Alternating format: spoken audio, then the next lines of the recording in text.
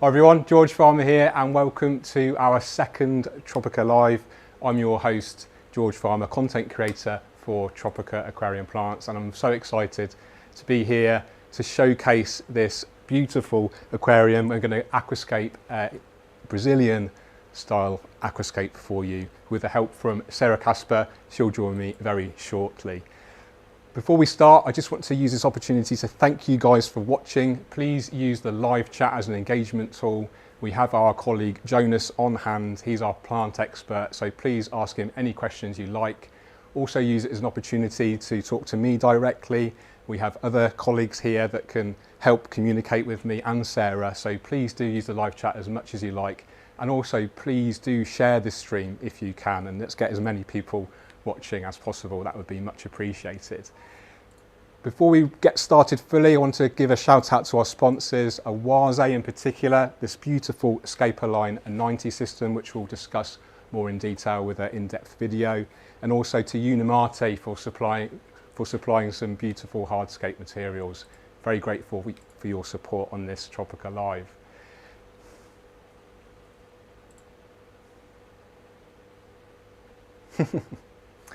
So I'd really like to introduce the crew here. We've got my colleague Radu here. He's coordinating, prompting me on the screen. He was a little bit delayed there, so naughty boy Radu for being late on the old keyboard there. We've got Thomas, our webmaster there. He's controlling all the cameras. He's an absolute guru on OBS and so grateful for his help. And I've already mentioned Jonas. He's our aquarium plant expert. He's on hand to answer all your aquarium, plant and Tropica questions. And finally, thank you again for joining us. It is really appreciated. And the whole kind of concept behind TropicaLive is to engage with you, the aquascapers, the hobbyists of all experience levels. And you can actually have the opportunity to shape the future of the hobby, you know, by communicating with us, by letting us know what you want, what you don't want. You know, this really is an opportunity to help grow the hobby together. So before we get started, we did send an email out using an opportunity for you to fill out a survey. So for those that did that, you did have the opportunity to win some beautiful merch, which we'll show you a video shortly. But the winners of the survey are Rachel Ellis, congratulations, and Sergio Pereira. You win some beautiful Tropica merch, and please do email live@tropica.com and we'll get in contact with you and send some beautiful Tropica Live merch items out to you. So without further ado, let's roll on with the Tropica merch video.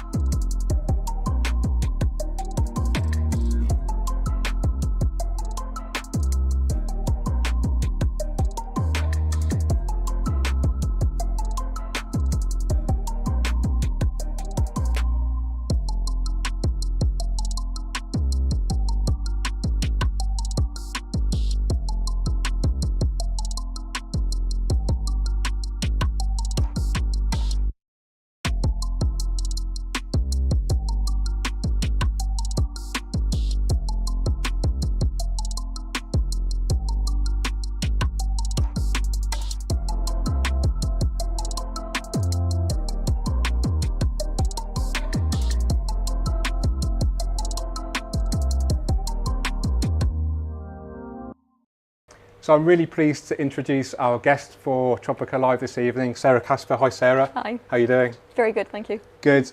Sarah has some experience of Brazilian style aquascapes, haven't you? Yeah. So I'm super grateful for Sarah.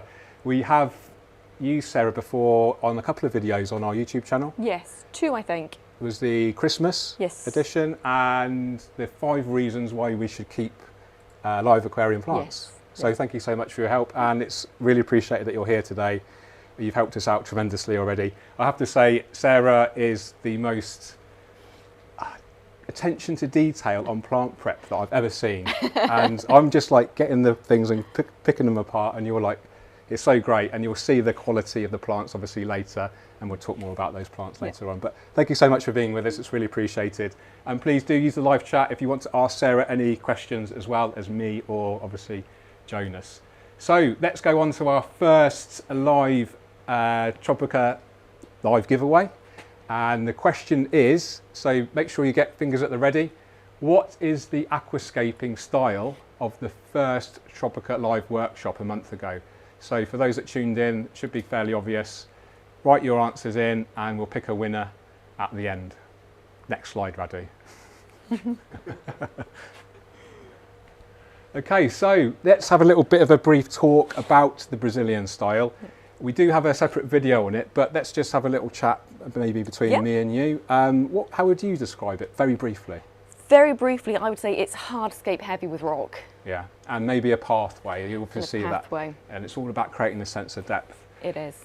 We do have a special video for you, which we'll look at right now. The Brazilian aquascaping style has been made more popular over the world in the last 5 years by high-level contest aquascapers such as Luca Galarraga and Andre Longarco from Aquabase in Brazil. It is characterised by steep sloping substrates with bold hardscape, usually with some form of cosmetic sand path and mountain range effect to create an incredible sense of depth and detail. This is enhanced by clever placement and use of fine textured carpeting plants and sometimes small epiphytes and mosses. Particular emphasis is placed on the hardscape composition to further enhance a sense of depth, with tricks such as using larger stones in the foreground and smaller stones in the background to force perspective, giving the illusion the aquascape is deeper front to back than it really is. The use of fine textures and colourful stems is popular in the background to add a beautiful high-impact vibrancy that contrasts beautifully with the remaining layout. Details such as using graded gravels and sand adds to the overall impression of these stunning layouts.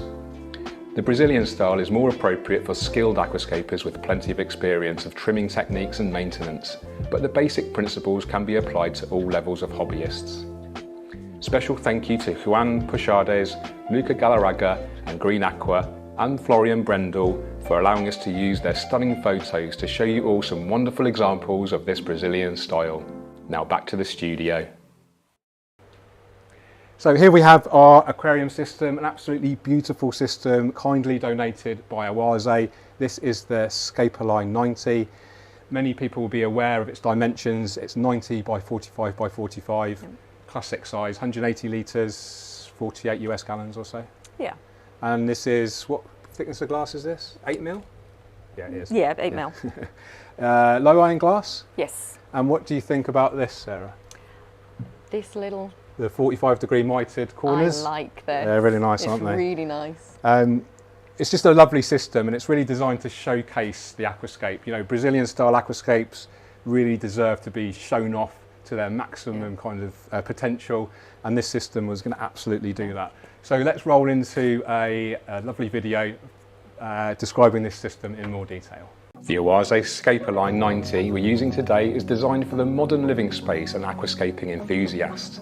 It's a classic size measuring 90 by 45 by 45 centimetres that holds around 180 litres or 48 US gallons. It's an open top rimless aquarium, meaning you can get creative with protruding hardscape or even emerging plants growing from the surface. The glass is 8mm thick with a lower iron content, providing the viewer with a greater transparency versus regular aquarium glass, allowing you to see your curation with the highest clarity. The glass is manufactured with 45-degree mitered corners with almost invisible silicone, adding to the premium finish of this beautiful aquarium system. Today we're using Oase's premium quality grey cabinet, adding to the overall modern and minimalist aesthetic. They come ready assembled and include a host of great features, including push-to-open doors with soft close hinges, discrete tool magnets on the door interior, and a slidable drawer to move the Biomaster filter for effortless maintenance. There's an adjustable shelf for your fish food and other accessories. The cabinet also includes uniquely adjustable and removable side slots to allow for filter hoses to be positioned wherever suits your aquascape design the best. I love this highly innovative feature in particular. Thanks again to Oase for supporting this project. We are very grateful and excited to showcase our beautiful Brazilian aquascape in this premium quality aquascaping focused aquarium system. Now back to the studio. So let's talk about some lighting. Lighting is obviously one of the most important, in fact the most important aspect to growing aquarium plants. And Oase have supplied two Oase premium LED 80s quite a powerful unit, 67 watts each, and we do have 2 of those. These are actually fitted flush to the top of the aquarium, but we do have the option to mount them above the aquarium as well, using some swing arm mounting kits here, and also you can suspend them above the aquarium as well. So it's a great solution. Say you wanted to have protruding hardscape or emergent plants, probably a good idea to suspend your lighting from above. What do you have at home? Do you have suspended lighting, open top tanks? I've got a mix, all open top. Okay. My 90 centimetre has a suspended light. Okay. Do you have stuff going out the top as well, or do you keep everything under the water? It varies. I want to make something with lots of hardscape coming out the top. Okay. But cool. that's a tank in progress. Okay, cool. So we do have 2 lights will be fitted on here, but just for filming purposes, we have 1 here, and we do have a backlight here as well, and that's really going to help bring the aquascape to life, give this sense of depth, and also hopefully give like a sense of like almost like a sky, I guess, because it's like a graduated from white all the way to like a darker blue up here. So quite a fancy addition if you like, but if you really want to showcase your aquascape to its maximum potential, and it's a great option. Cool. So hardscaping, you know, this is the most important process, isn't it? I think. It is. And especially with Brazilian style. Oh yeah. And what shop do you work in, Sarah? I work in Unimati. What's Unimati's what's one of their highlights, would you say? Hardscape. It is incredible, isn't it? And we do have a video to show you all about the hardscape at Unimati and how we go about choosing it. So we're here at Unimati in Denmark, an absolutely amazing aquarium store. I've been here a couple of times before, and it has the most amazing hardscape selection. So I'm very excited to show you around, and we're going to select some beautiful rocks to use in our Brazilian style aquascape. So let's go and take a look around.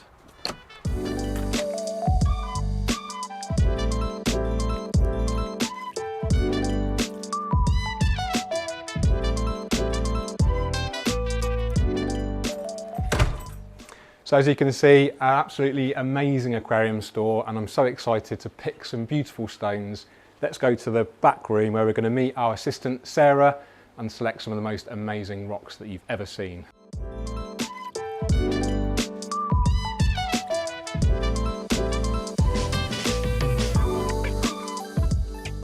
So as you can see, an absolutely astonishing amount and selection of hardscape materials here. We've got our soils here, we've got so many different types of wood, I can't list them all. We've got some beautiful stone here. This is called Lucana rock. This actually reminds me of the classic Sirius stone, very beautiful pieces here. And as you can see, look at all these different types of roots. Something for everyone here, actually a little bit overwhelming maybe if you're a beginner. To me, this is like one of the most impressive hardscape selections I think I've seen in an aquarium store in a long time. So I do feel like a bit of a kid in a sweetie shop. But we're here today to choose rocks for the Brazilian aquascape style. So let's go and take a look at the dojo, and we can talk about that in a bit more detail.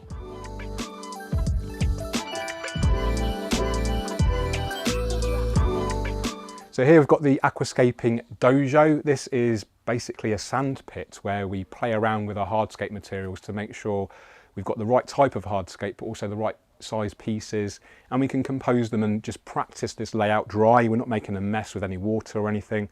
And I think this is a great way to really allow the customers to have a really good play around. There's so much materials here, and you can just play until your heart's content. And I do always recommend, especially to beginners, do really focus a lot on the hardscape. You know, choose the right materials, get them in the right position, and you're on your way to creating a beautiful aquascape.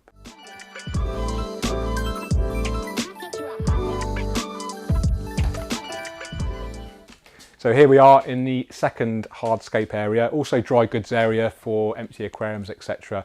And I'm very excited to meet our guest, Sarah Casper, who works here at Unimati. Hi. And Sarah, tell us what you do here. I'm here mainly as an aquascaper, but obviously it's a retail store. Okay. So I'm helping customers, I'm cleaning aquariums, doing all the things you would expect. Yeah, excellent. And you are a keen aquascaper because you've actually helped us produce a video before for our YouTube channel. So we'll leave a link to that in the description. Yeah. It was the Christmas aquascape, wasn't it? Yes. Great job. And I'm so excited, Sarah, because these are some of the best rocks that I've ever seen. Is this Millennium Stone? Yes. Wow. And can you're a bit of a rock expert, aren't you? Can you tell us about anything about these? I can actually. This is, as far as I can tell, pillow lava. So it's lava that's cooled down underwater. Wow. And you get these little bubbly bits on it, like by here. Yeah. And that could, because it's been melted and it's because when it comes out underwater, or if it's going down to the seashore, it hits the water and it forms a crust. Wow. But behind it, it's still hot and pushing out, so it's almost like a bubble. Wow, that's fascinating. So you get this lovely structure. Yeah, it is really structured. You've got these gouges, these beautiful textures. And I think I've already had my eye on this one stone here. Yeah. Because it's a fairly large aquarium that we've got. It's a 90 centimetre long aquarium, so it's important to start off with a really nice, bold stone to start with. So my idea, I don't know if you agree with this, Sarah, but I was going to kind of create almost like a valley. Yeah. So this is like running backwards and forwards. I like that. And then something similar on this side. And then we have like graded gravels in the middle. Nice. And then loads of dense, beautiful planting with some select stones either side to create this kind of Brazilian themed. Yeah, with a mountain representation. Yeah, yeah. Very steep substrate at the back. Yeah. Loads of intricate plants. Exciting. So I think this is definitely one to put to one side. Definitely. And then we need to pick a secondary stone. Yeah. Maybe this one. It might be a bit too small though. Possibly this one. Yeah, we can always use like a couple of pieces, couldn't we? Yeah. And you can build them up with rocks that are similar shapes and hide the join with plants. Exactly, and that's a good point. So if you don't necessarily have you know, your one beautiful piece, you can actually create it from smaller pieces. You can. Yeah. Okay, I like the look of this one. That's fancy. It's quite big, isn't it? It is big. Oh, this one's even bigger. By here. I think they get bigger the further down you go. They do. We normally end up with rock all over the floor when customers are in these tanks. Oh, I bet, yeah. But we've got space to just pile them going across. Well, that's a nice one. Yeah, that's got lovely structure. So we have to be mindful of not to use too many stones because we're actually taking up real estate from the plants. And obviously we've got that valley in the middle, so you're losing space there for planting. So we don't want to have too much rock. No, and then you need to find rocks that complement each other as well with colour, tone and that's an interesting point, because even if you have the same type of rock, Millennium Stone, you can get kind of different families, can't you? You get different kind of shades of brown, grey. It's like this one here has got a lot of white calcite in it. Yeah. This is something I have to help the customers with a lot actually. Okay. Because they often get a bit overpowered by all the choice that we have. have. A bit overwhelmed. Yeah. There is, I got a little bit overwhelmed. It's great though. Yeah, it is great. Yeah. I wish I lived nearer. It's expensive. Yeah, so we're going to have a really good rummage around in here, get some choice pieces, and then we'll take them over to the dojo and hopefully create a good dryscape layout.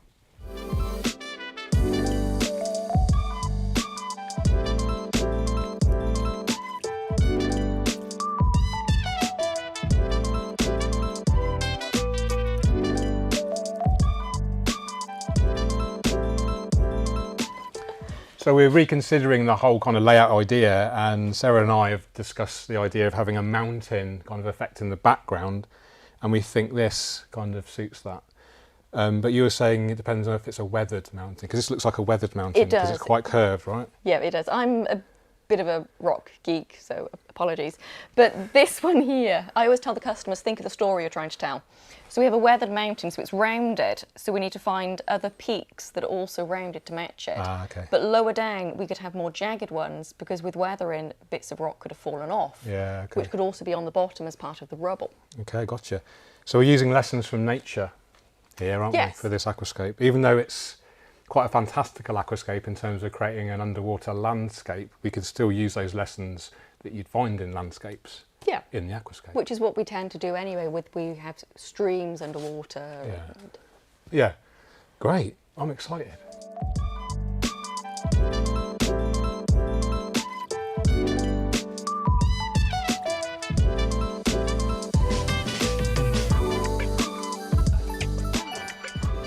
So it's really important when you're working with stones to ensure that you kind of blend the textures together nicely so they look coherent and natural.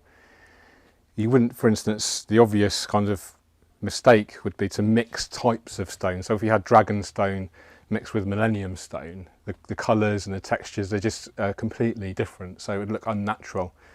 But even when you go down to the actual same type of rock, you can get distinct differences. So when you're selecting your rocks, just try to make sure that you'll kind of have the same theme to them.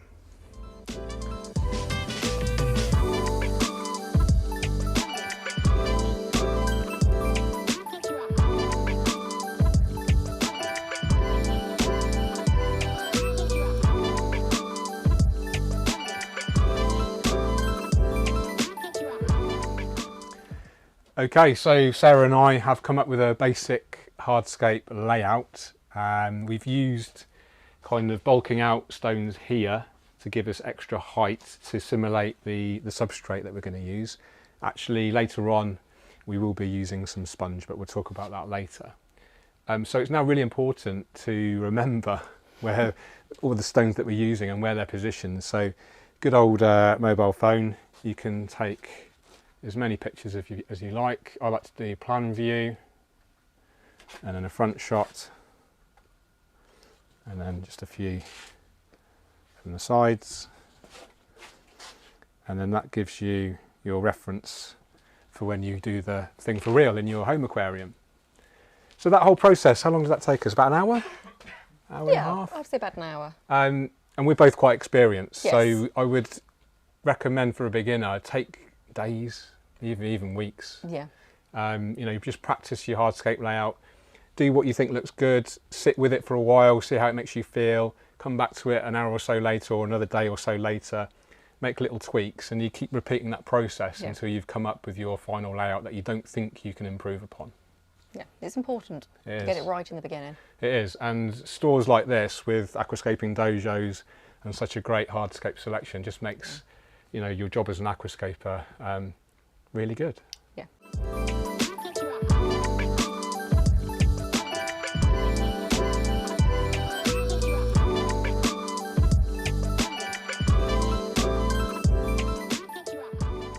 Okay, so we've come out with our final layout now. We've taken some photos of it for future reference so you can replicate this layout, well, not exactly, but near enough.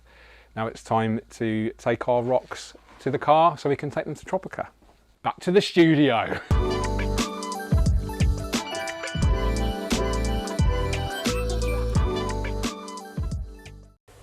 So I think, and then, okay, good. As you can see, we've been working on the hardscape whilst that video was running, and you can see we've used some, what is this, Sarah? It's filter sponge. Okay, like you can buy it in big... Yeah, okay, buy it cool. in big blocks. And we actually bought, is it like a sort of 50 centimetre square portion? Yeah, I think so. And then we cut it up with a bread knife. The bread knife.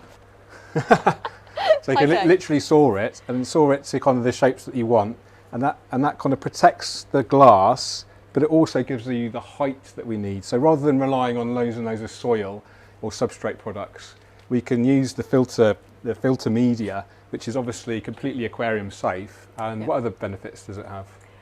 Well, I mean, the plants can root through it, and it can also provide a space for the bacteria to colonise. Okay. So you can end up with a living substrate. Yeah.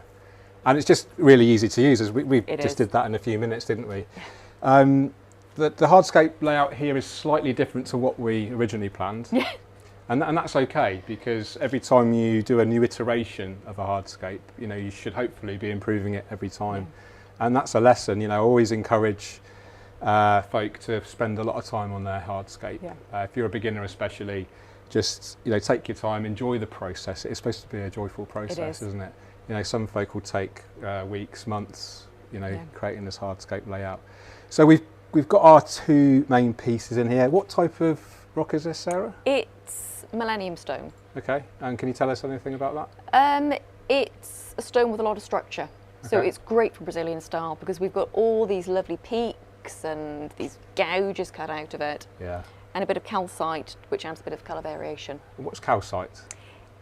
It's calcite. It's a mineral. Oh, okay. So it can affect the hardness of the water. Okay. So you don't want a rock that's 50% calcite. Okay, because that's going to really increase your pH and hardness. It can affect the hardness, but small small stripes going through, it'll be fine. That's okay then. So it's completely aquarium safe. It Yes. may boost your hardness slightly. Maybe. But because this is a high energy system, we're going to be doing plenty of big water changes. That's going to negate any increase in hardness. Yeah.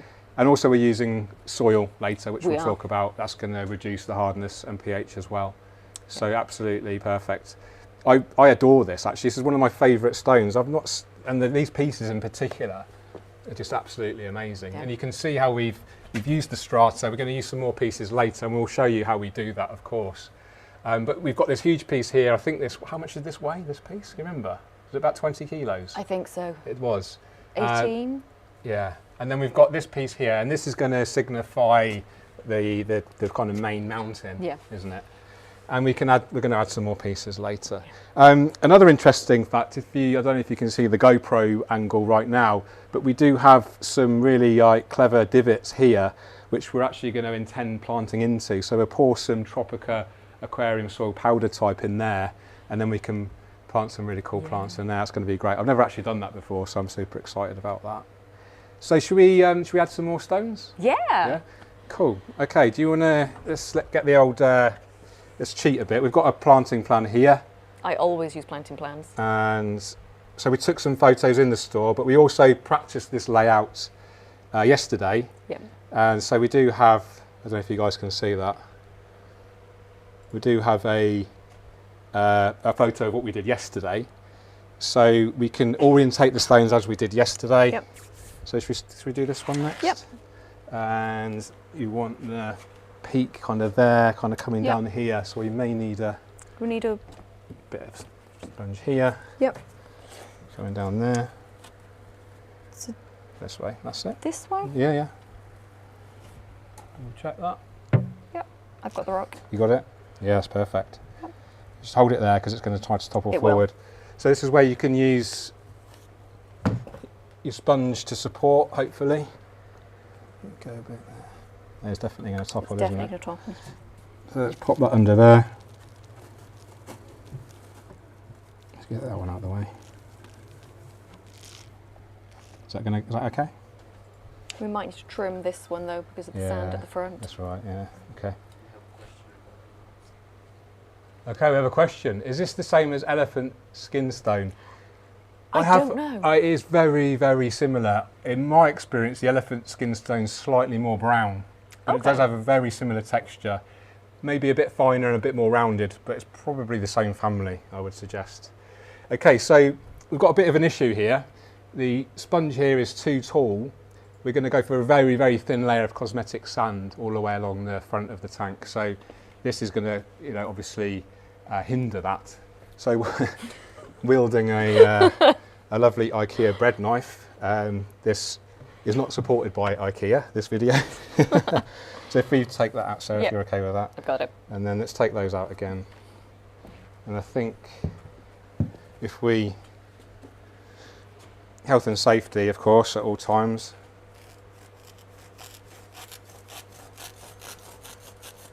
Could possibly go wrong. There we go. Let's put that there. We'd keep our path the stream.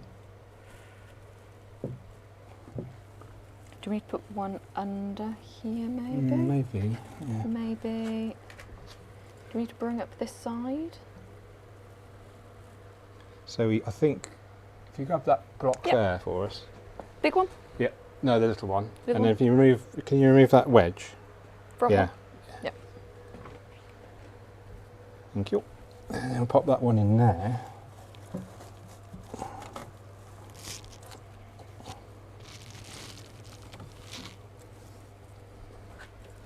I think we need. Ooh. Let's get that one.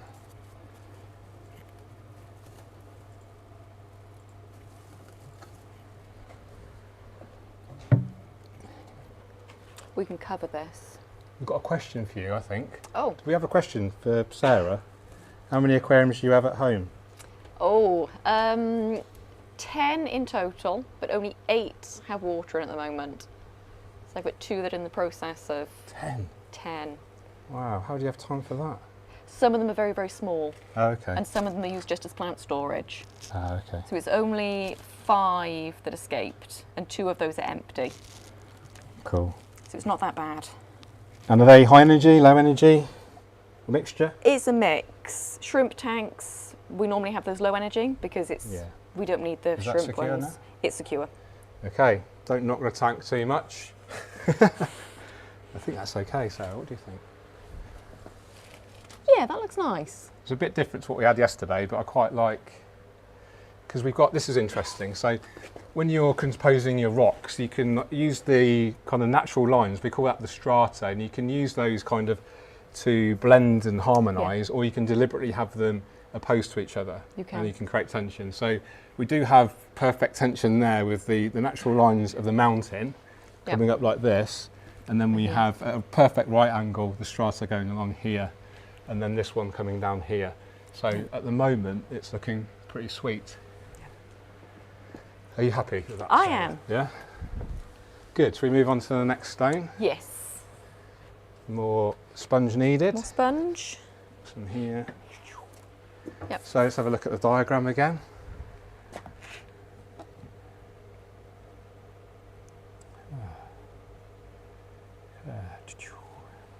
Good old iPhone. Can you hold that? Yeah. Good old iPhones.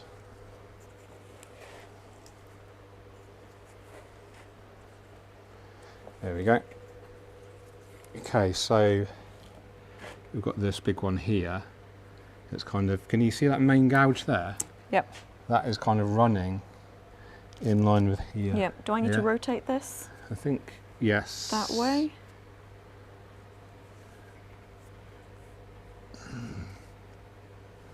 Aha. You should look at the lines. Ah, That's it. that's it. So we'll get the sponge underneath there. Okay. And this one goes front left. Yes. Yes. So we'll put that on there, I think. Yep. Maybe a bit, try that. And just make sure there's a gap. So we're using a lot of real estate now with the stones, so it's really important to create some gaps in between the back stone and the front stone, and we can plant in between those, and that's going to help create an extra sense of depth. Or we can use these special pathways that are often associated with the Brazilian style. Yeah. That's going to topple forward, so let's pop another wedgie one under there. Would a triangular one be better for this rock? Yeah, again, that's too tall, isn't it? Yeah. But, hang on a second. Yeah, you hold that. Yep. I'm going to precariously balance this a second, just a sec. Move that forward a touch. Yep. And then that should, let go? Yep, it will fall back, but with soil underneath, it will be supported. Yeah, so if you let go? Yep, it's going to fall all the way. Yeah, okay. Because the soil will support a lot in between the sponge. So another thing we could do was, you mentioned pumice before the stream, didn't you? Yep. How would we use that then? I've used pumice to build height to save money on soil, basically. Okay. And I just use it in the areas I want height, and it doesn't tend to compress. And it's inert as well? It's inert as well. It's Cool. basically like the biomedia you get with a lot of filters. Like a alpha grog. Exactly. Yeah. Yeah. But the only problem is when you get the pumice, you need to soak it in water because some of it will float. Yeah, it's very light. It's like, is it like lava stone almost? Basically. Yeah. Yeah. Yeah, it is, I guess it is volcanic. Yeah, it's volcanic. So we normally stick it in a big tub at home, leave it for a few days, let it absorb water, and anything that floats we take off and use as filter media. Oh, that's a great idea. Yeah. So And do you it's put it cheap. in like net bags or anything, or just use it loose? In the filters, I have it in bags, but in the tank, In the it's tank, just loose. Yep. And actually that arguably would be more stable than sponge, because this is obviously a little bit wibbly wobbly. Yep. This is the first time I've ever used sponge, and I think it's a great idea to get the height, etc. I've never used sponge either. Yeah. So a really good idea now, once you're sort of playing around with your rocks and trying to get really happy with your layout, just come in and have a look, sits completely square in front of it. This is almost going to be a competition level aquascape. It's the highest level aquascape I've ever done for a live stream. So it's really important, the hardscaping process is absolutely vital, but I think this is looking really good. Yeah, I like it. I think it looks better than it did yesterday. Yeah. Yeah, I'm happy. It does. good. So final main stone. We do have a lot more details to add later, and we'll talk about that, of course, as we do it. This is a beautiful stone. It is a nice one. Yeah. So go back to my phone that keeps crashing. Yep. I think it was in this space. It was here, yeah. I'm just thinking of the best orientation. I don't think I need to use my phone. I think I can. Yeah. So do we go, I think we go in line with this one here. Do you think? So we have a natural, or, I mean, you're the rock expert. What do you think? I think we could do either, to be honest, because we've got different types of structure going on. Yeah. And as long as it's almost like a mini version of. It is almost like a mini version of that. What do you think to that? I like that. So should we go? Do you want to hold that like that? I'll put the sponge in. Okay. I've only got one piece left. It's a wedgie one. So it might. But this is slightly angled here. So let's just it's a test and adjust, as we say. Yeah. Can I lean this one back a bit? Maybe. Here. We are working with heavy stones and glass, so be careful, of course. How about by here, so it lines up a bit with this line? Yeah, that's nice. And then we can maybe, with the substrate, we can really create something. We need a bit more sponge. I think so. Or maybe this one needs to be angled. Yeah. We've got some more sponge. I didn't realise we had so much sponge. Loads of sponge. So that's. Because this has got a nice little hook on the back. Yeah. So about that much? Yeah.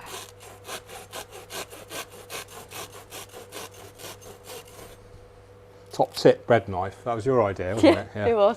We used them in work. That's cool. So how long have you been working with Unimati? I think it's actually close to a year. Wow. Is it part-time or? It's part-time. It's about 12 hours a week. Okay. And what's your job there? What do you actually do? Mainly aquascaping, but obviously because it's a retail store, it's a bit of everything. Okay.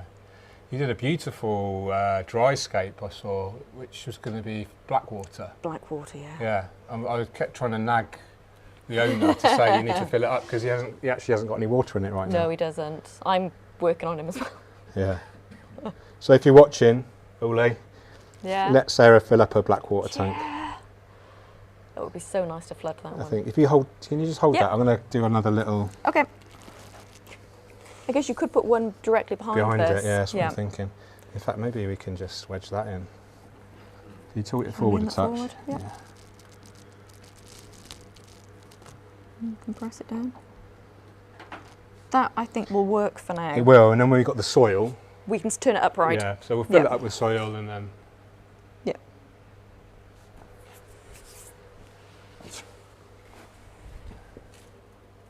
Okay, Shall I prop it up for you? It's okay. Yeah, I think I'm happy with that. Yeah, we'll, okay. Good. Now this is the bit that I'm most worried about. Getting the substrate and the sand and the soil and the sand and making sure it doesn't all... Yeah. So that's our main... Is this camera working? Yeah, good. So, time to put our substrate in. We do have 3 types of substrate we're going to use. We're going to use, in fact, more than that. We're going to use regular Tropica aquarium soil, Tropica soil powder, and then we have 3 types of cosmetic sand and gravel. So I think the first thing we do is going to put the divider in, isn't it? So the idea is, in a lot of Brazilian style aquascapes, we really make a big deal out of this pathway. It really helps to create the sense of depth. So to do that and to make sure that we don't mix the soil and the sand, we need to use a divider. So let's pop that in. Should we move the light back while we do this part? It might... What's the exposure like if I move this light back? You lift up that side, Sarah? Yep. That's it. Does that make much difference, Thomas? Yeah, it looks fine. Yeah? Cool. So make sure the bottom part is completely flat. We've cut this, so the bottom part is completely flat, hopefully. And then we were going to kind of do this, weren't we? Yep. So if...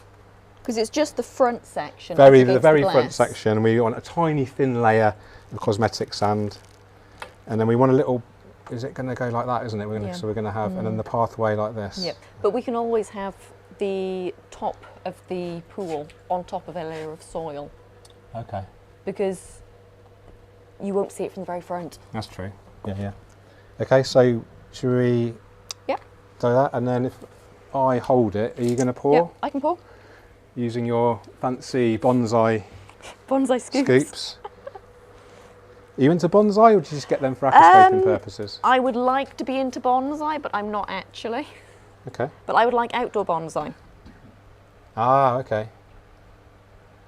And at the moment, my garden is, to put it mildly, work in progress. Yeah. But these scoops are great for They pouring are soil great. in. They're really handy, aren't they? They are, and they're really cheap as well. They're very ergonomic. They are. I'll let you come the other side. Yeah. And you can... Swap hands. Ambidextrous. Yeah. You ambidextrous? Yeah, I write with my left, Really? but I do most other stuff with my right. Oh. And I play football with my right, although I don't really play football.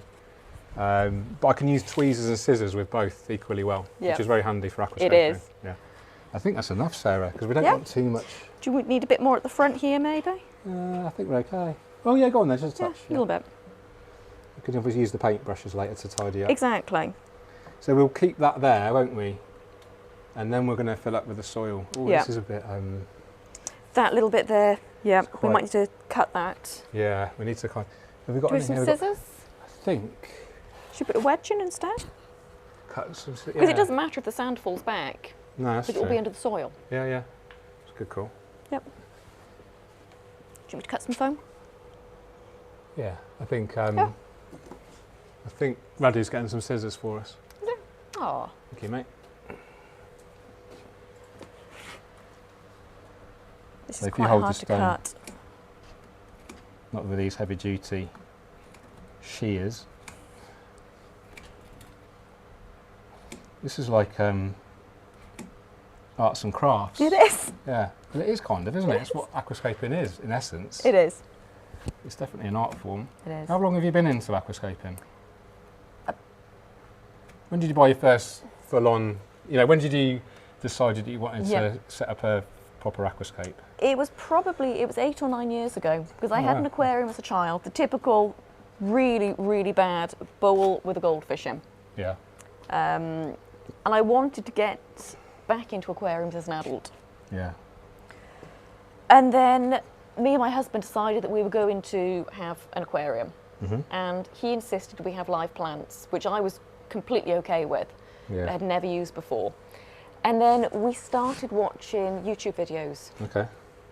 with all the aquascapers we could find, and we bought an aquarium. Which was- What inspired you to start with? Amano or? Anyone? Amano and Felipe Oliveira as Oh, well. the Portuguese. The Portuguese yeah, he's scaper. a legend. And yeah, James yeah. Finley as well, actually. Okay, from the Green Machine. Yeah. Yeah, he's no With longer around. his unfortunately. shallow tanks. Yeah. And we got into high tech within, I think it was 2-3 months, Wow. because we wanted all the carpeting plants. Yeah. They're very popular, aren't they? They are, and we just realised that we could do so much more with CO2 and high light. I'm going to interrupt you there. I think we need to make these lower. These I was thinking exactly the because same we're never thing. going to get the right. We're not, no. I think we need to take them out and cut them in half lengthways so they're Yeah. maybe 2 centimetres thick, Agreed. just to protect the glass. Agreed. Okay.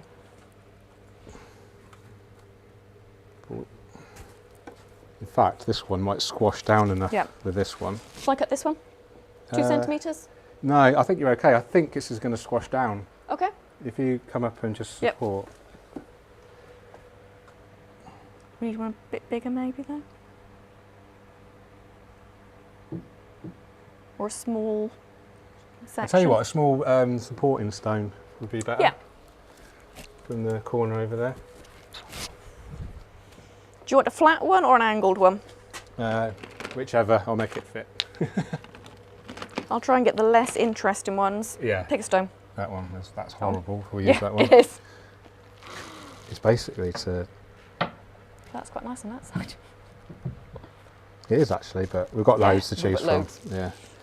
It's a good selection actually. Unimati have been very generous with that. Okay.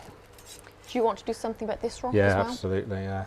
I think, yeah, see, this is really... This one's boring. Yeah. If I lift that, can you just take that sponge out? I always find it really funny when I'm making Hardscape, as I change everything. Yeah. Well, this is like the 4th iteration, isn't it, of what we've experimented with. Yeah. That looks quite good. Probably With a bit of soil underneath as well. Yeah. I guess it could just go straight on soil as well. We don't necessarily Yeah, need any that's support true. under that one. Yeah. It's nice to have a bit of height though. Yeah. And this is now really steep, isn't it? Can you see what I mean? So Yeah, it is. We've got loads of these I think if we big move that, rectangles. we can actually move that back a bit. Yeah. We've got 4 of these, so shall I cut one in half lengthways? Yeah. Yeah. Let's try that. And I can make some small blocks as well. I'm just conscious of, if I take this one out, it's going to move Yeah. Do you need help? that big one.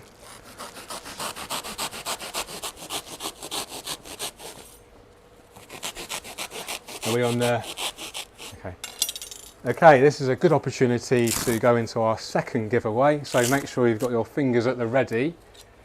For those that have subscribed to our newsletter, and if you haven't done so, this is a perfect opportunity to do that. Just go onto tropica.com. On the landing page you'll see how you can do that. But for those that have already done so, you'll already know what is the title given to this aquascape. So what's the title of the aquascape? It's quite a creative title. I'll just give you a clue there. I will announce the winners, of course, at the end of the TropicaLive show. Okay, Mark Dorr. Hello, Mark. Question for George. Do you ever lose motivation in the hobby? If so, what do you do to give yourself that kick back into shape? Occasionally I have lost motivation in the hobby, and for various reasons. And one of the symptoms of that is letting my aquascape kind of be neglected, and algae and poor plant growth, etc. So what I do then is, if I don't have the motivation to kind of fix it, what I'll do then is actually strip it all down, get that tank emptied, because it's much better to look at an empty blank canvas than it is looking at an ugly algae filled aquarium. Okay. And actually by the process of emptying that tank, you see this actually, it's a beautiful aquarium. You think that's a nice aquarium, it's blank canvas, infinite sort of potential to create something beautiful, and then you get that, you know, oh, I can create something now. I'm not looking at algae anymore, I'm not looking at unhealthy plants, I'm looking at something that can only get better. Exactly. And it's much easier to get better from a blank canvas than it is from something horrible. It is. So great question, Mark, thank you for that, mate.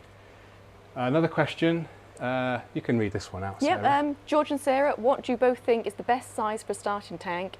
I understand small is not always better, so how many litres do you think will be a good start? I'll let you answer that. I'm going to carry on with this bit. Yep, go for it. I actually think if you've got more filtration, so overfiltration, you can actually do a lot in a small 20-litre tank.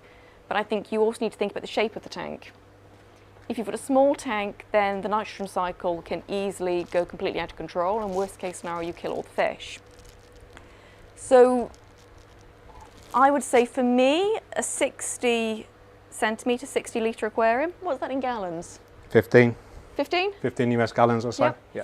Or a long 20-litre, so 5 US gallon tank is quite nice.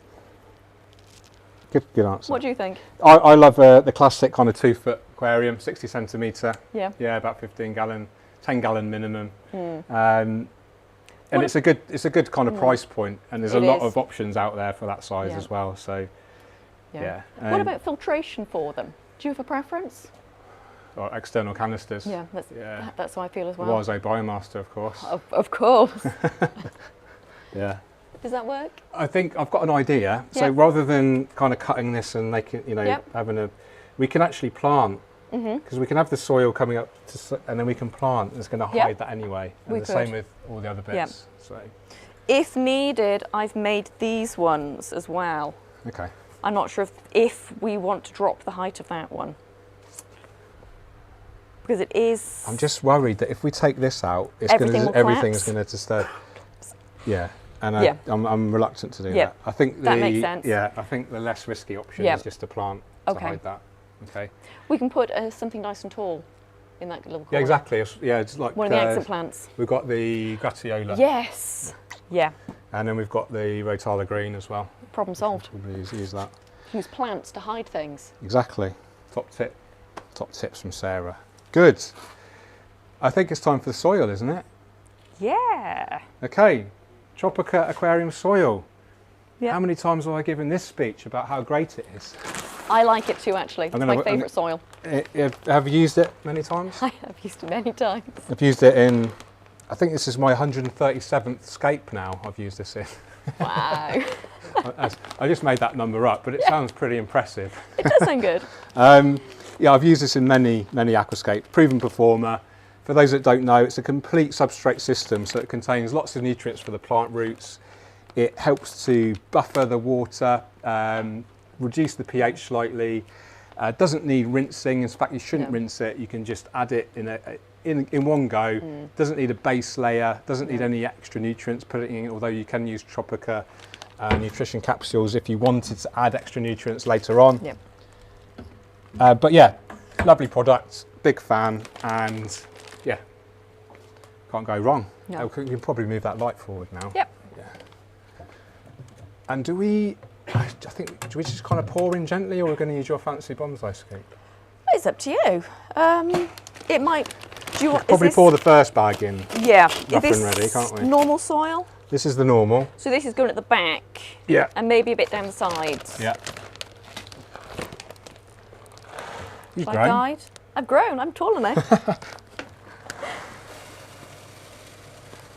So one of the good things about using this filter sponge is we don't need so much soil like we explained earlier.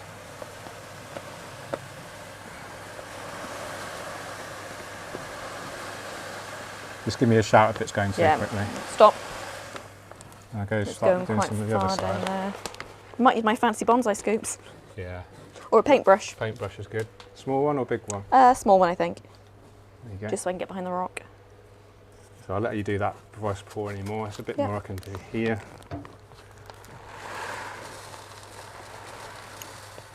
Oh, we've got some escapees already. Yeah.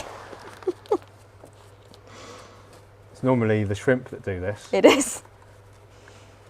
I'm very messy when Have I you- put hardscape Have in you there. heard that tip where you can use magnets to pick up, because it's the ion content? No. You can get these like extendable, you know, like an aerial, like the old Yeah. school car aerials that go. You get one of those with the magnet on the end. Okay. I don't know what they use for real. No. But you can pick out your individual clumps of soil. Can we take the magnets off the door? It's an expensive way of doing it, but Do we want to have a layer of powder on top of this because we're using in vitro plants yeah, only? absolutely, Yeah. yeah. But we'll fill the rest, all the soil that we need. Yeah. We have got 3 bags. We did like a shopping list for those that subscribe to the newsletter. Mm-hmm. You'll know like the plants and the soil amount of products and how much everything costs. So this is another, good reason why you should subscribe to the newsletter. So you'll get a kind of a pre-warning of the next TropicaLive. So you can actually kind of follow along if you wanted to. And we do encourage people, if they want to kind of replicate this system and Aquascape, they can absolutely do that. And they can use the hashtag TropicaLive, and we'll keep an eye on that on our social media and potentially feature your escapes. Oh, that's definitely going to creep forward because the thing isn't quite down. Yeah. I mean, you could use sellotape, or there's lots of different ways that you can There do are. the barriers, aren't there? Yeah. I just hope for the best. Yeah. Plan for the worst, hope for the best. Yeah.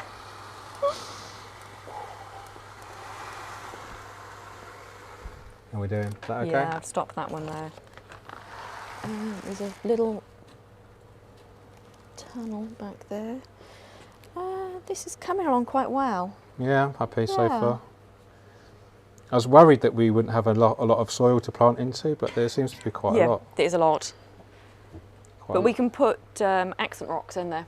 Yes, we Because need Brazilian has got so so much much- rock normally. so much and so many Yeah. details, isn't it? It's Yeah. all about the detail. It is. Yeah.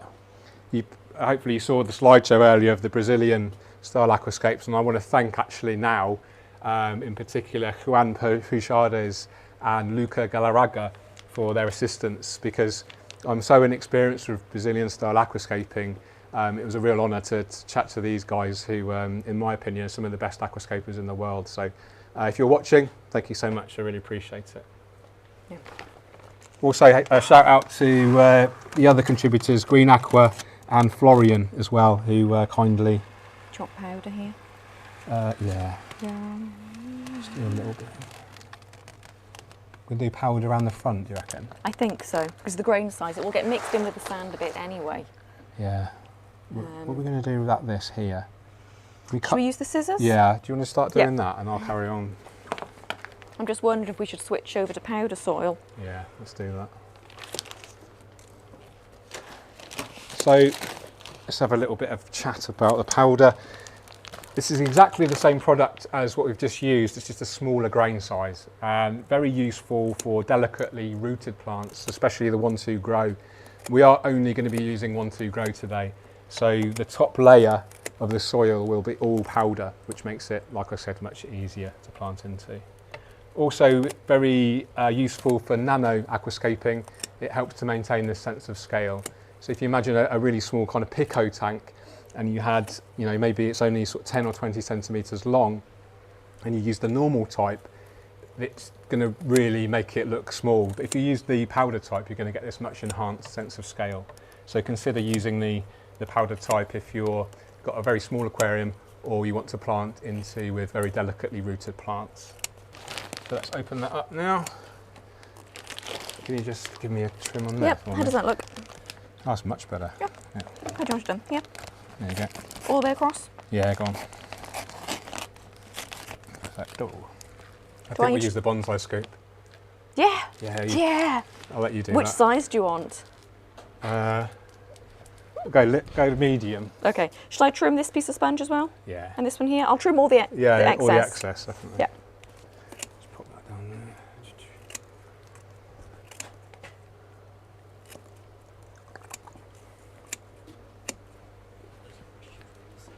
Oh, question for me. Sarah, where are you from in Wales? What's your favourite fish, plant and stone? I'm from southeast Wales, very close to Usk. The place I'm actually from has only got, I think they're now up to 8 houses. It's massive. Massive. It's not on mains I was water. going to say, I've never heard of Usk, but sounds like you a heard of lovely Usk? place. No. Usk is gastropub and microbrewery land. Is it? Yeah, and it normally wins Wales in Bloom and is quite high in the British in Bloom competitions. Oh, I'm surprised I've never heard of it then. Yeah, really, really pretty place. Yeah. But where I'm from is called Caventilla, and it's the smallest place imaginable. Is it? I love small places. It's I went on a small holiday break with my wife to Pembrokeshire. that's nice. Beautiful. We stayed in the middle of nowhere. Yeah. It was gorgeous. Took Tommy, my miniature schnauzer. That's a cute dog. Oh, thanks, yeah. He's getting a little sister soon. Oh, We're getting a new puppy. that's exciting. Yeah. When are you getting the new dog? Well, I think she's only sort of 2 or 3 weeks old at the moment. she's not very old. So we're going to get I think we get them when they're at 8 or 10 weeks. Okay, And then we'll get her trained up straight away. it's Some exciting. obedience training and socialisation. Yeah. Picked a name? No, not yet. No. I think we like the name Tilly. Okay. Tilly or Betty, I reckon. Yeah, you need a Yeah. name that's easy to shout when she runs away. The trouble is, it sounds a lot like Tommy. It's 2 syllables and ends in a Y. So, yeah. Yeah. Let us know in the comments, what should we call my new puppy? Yeah. My favourite fish Oh. is Ottocinclus. Sugar. Yeah, but the shrimp will do No. this as well. I know. I've made 3 over here as well. And here's one of those magnets. What else was it? Favourite plant is Java probably no, it's not. It's Ludwigia actually. Which one? Ludwigia plustrus, super red. Is that your favourite? It's my favourite. I like the way it looks, almost a bit velvety and dusty. Yeah. It does go super red in good light. It does. doesn't It is a bit over the top as well. Yeah. But I like red, so it's. And what's your favourite stone? I don't think I have a favourite stone. Not dragonstone. No, that's one of my least favourites. Yeah, it's just it's so messy. You Yeah. have to power wash it. It doesn't really invoke a sense of nature to me because you don't really No. see that texture in nature. No, you All don't. that colour in Yeah. particular, do you? Do you have a favourite fish, plant and stone? I have a favourite fish, Oh. Neon Tetra. They're nice. This is the first fish I ever saw as a kid. Okay. And I've had a kind of close, you know, affiliation with it since. Favourite plant? It's got to be... Cryptocorini? Yeah, Microsorum. Microsorum's nice Microsorum as well. trident. A bit more trim in there when you're ready Yep. as well. I love a lot of epiphyte plants because they add that immediate sense of maturity. They do. And they invoke a sense of sort of ancientness because you know, ferns in particular are one of the oldest you know, plants, aren't they? They are. They're very like a Jurassic kind of feel. They are. So yeah, I love that look. I do too, actually. Anubias I love, Bucophilandra, mosses. Yeah. George, are you going to miss ferns in this tank? Well, I did think about putting like a huge... no, I'm not actually, because ferns are great, but they're, you know, they're great in a certain kind of nature style aquascape. But in this, it's very much, you know, fine textures. We're not actually using only epiphytes today, so I won't miss a fern in here. And there's plenty of ferns at Tropica for me to get my fix if I need to. I'm making a mess of the sand as well. I know, we're gonna. Yeah, it's okay. Yeah, it'll be okay. It's okay. No one's watching. No, and it adds to the natural look, and we can put some stones over it and hide exactly. it. Yeah. No, no, no. No one will know. No one will know. Yeah, look, we're good. So one of the characteristics of Tropica soil is it may leach ammonia for the first few weeks or so. And that's not necessarily a bad thing because it can help seed a new filter. That ammonia is going to help produce the bacteria that's needed for the nitrogen cycle.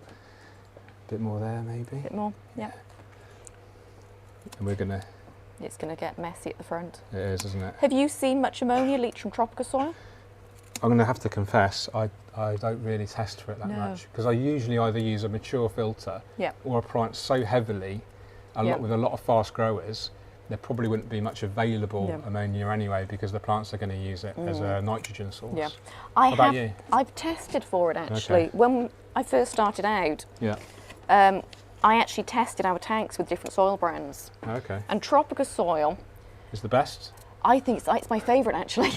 I think it's You're great. You're not just saying that because we're no, live on it Tropica. is my favourite soil actually because I like the colour of it and it's very uniform. It is. It's very uniform and it's a little bit powdery when you use it, but it holds its structure really well underwater. And it holds it for a long time compared to other soils. It does. And when I've tested it, I've only ever seen an ammonia peak once out of about 7 times, and that was on day 3. Oh, that's interesting. And it was only 2 ppm. Yeah, that's not much. So it wasn't much at all. Some competitors like huge, over 10 Oh, ppm. I've actually had 80. I think 80 it was. I think ammonia? well, it was off the scale completely. Oh Everything was off the scale, and it took so many water changes to get things down low enough that I can actually cycle the tank. Wow. Because I love I'm a cycle geek as well. Are you? Yeah. I love cycling aquariums. Do you do,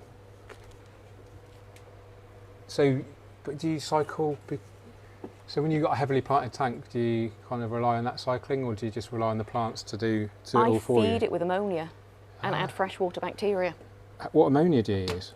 I've got one that's, can we mention brands? If they're non-competing to Tropica. Non-competing brand, I actually have some Dr. Tim's ammonia. Okay. And it comes pre-calibrated, so... Is that an aquarium brand, is it? It's an aquarium brand. It's a saltwater brand, I think, mainly. Yeah, it's American, I think, isn't it? It's American, yeah. But I know some people use ammonia that they just buy from the hardware store. Yeah, I've heard of that. But it's a little bit scary for me because obviously you don't know how the strength will work. Yes. So you'll use ammonia in a planted tank? Yep, I will. I use ammonia and I dose the aquarium up to 2 ppm, add a bacteria starter, and then I test. And I normally overdose with bacteria on day 1, 3 and 5. And it's fully cycled by day 7. This is like super nerdy. So it's fully cycled by day 5 to 7, so it can remove 2 ppm of ammonia in 24 hours. Wow. And I can add fish and shrimp and everything. I just rely on the plants. Yeah. I don't tend to test anymore, to be honest, but I do Yeah. feed with bacteria Yeah. if I'm adding Otocinclus. Okay. they're you so like sensitive. you like your Otocinclus, I don't you? love them. Is that one of your favourite fish? Favourite fish. The favourite fish? The favourite fish. I think they're beautiful. They are cute. They are cute, and if you feed them a lot, they go into food comas and cling onto the side of the tank and pass out. That's like me after a pizza. Or too many sweets at cinema. Yeah. We're nearly there. Yeah. Get some we more are. soil down there. Yeah. Powder. Yeah. Scoops. Yep. Sound effects. Pew pew. Okay, you've got small hands, so you do Yeah. want to do that. We'll move this back Yeah. actually. Okay. Just a second. This is where it's useful to be. Someone says in the comments, it looks a bit like an iwagumi so far. Do you want to comment? Yes, I do. It is an iwagumi at the moment because it's Yeah. rocks. So, fair comment. Question, do you guys use super glue at all in tanks? Yes, yes. Any cyanacrylite based glue, That's good. is great for gluing things together. You can glue stones together, you can glue wood to stone, you can glue moss to wood. Yeah, it's perfectly safe in aquariums. I like to generally use the gel type, but you can use the liquid type, especially if you want to kind of cement things by using another product. So what you can do is mix the super glue with something like filter wool or kitchen towel or even cigarette filter tips, and you can use that to create a very strong bond. So yeah, super glue is a great way to bond things together. How thick do you have this layer? Half a centimetre? Oh, a centimetre. Yeah, is that Okay. about right? Yeah. Need a bit more probably there. I think you add a bit more over here. Yeah. So it does look like an iwagumi at the moment, It does. but because but the nature of the planting that we're going to be doing and the pathway, it's going to create a much stronger Brazilian style, hopefully. But this is my first ever attempt at creating a Brazilian style, so hopefully I'll be forgiven if it isn't perfect straight Yeah. away. But I'm hoping with all the planting, the pathway, it is going to replicate, hopefully, and do the Brazilian style some justice. Probably get some in there. Yeah. Yeah. Isn't that correct? That's a massive cave. It is, yeah, Yeah. we need to get some in there. Yeah. And then we're going to obviously use the sand on top of the soil to create that Yeah. pathway. And a We load of- might need more at the front, Yeah, but we can add that once we've taken out the barrier as well. Should we put this on the floor? yeah. Because you're now the lovely assistant. I'm going to start working my way over here. Yep. How much do you find soil collapses when you make tanks? If you build it really high at the back, would you say it's about 30%? Where it sinks down once it settles? I've never, do you know what? I've never really sloped it really steep at the Really? back before. No, I'm very traditional with my, quite conservative with my style. I've never really gone crazy. This is the craziest layout I've ever done, probably. You're doing it live. Yeah. Nothing like doing it No live. pressure. Nothing like doing it under pressure. No. Is this the point where we mentioned that although I'm the Brazilian expert here, I've only ever made a hardscape? Oh, have you? Yeah. Interesting. I've made now you three tell me. I've made 3 hardscapes, Brazilian Right. style. But you never planted them? Not a full Brazilian style, no. Why not? Because I made one of them in work, Oh, okay. and I still have this little bit And- of pressure to flood the aquariums there. Yeah. And then the other one I actually made, it was a test for a competition. And then I chickened out basically when it came to planting Yeah. and went with like a cliff going down to a meadow. Mm-hmm. But I went with UG. Utricularia graminifolia. I did. Did you succeed? It was really slow to get started, but it was fresh soil and it should have been old depleted soil. Yeah. But then it did work. It took about 4 or 5 months for it to really look good. Yeah. I've never succeeded with Utricularia. I've tried 3 or 4 times and it's always just melted on me. Do you have soft water or hard water? Hard. Hard. See, I do too, and I've heard it needs soft water Oh, okay. because it's a bog plant from peat bogs. Yeah, and it's carnivorous as well. It is. So it gets its nutrients from what, microorganisms or? I think so. But I've heard depleted soil and soft water is the way to go. Okay. And my water's hard as well. Let us know in the comments if you've had success with the Acicularis graminifolia, and what chemistry did you have and what substrate did you use? Yes. And then hopefully Radu can give us some feedback. Yeah. I'd like to know. So we are going to probably see some of this sponge after planting, but the plants are going to eventually They'll cover it all grow. up. So Yeah.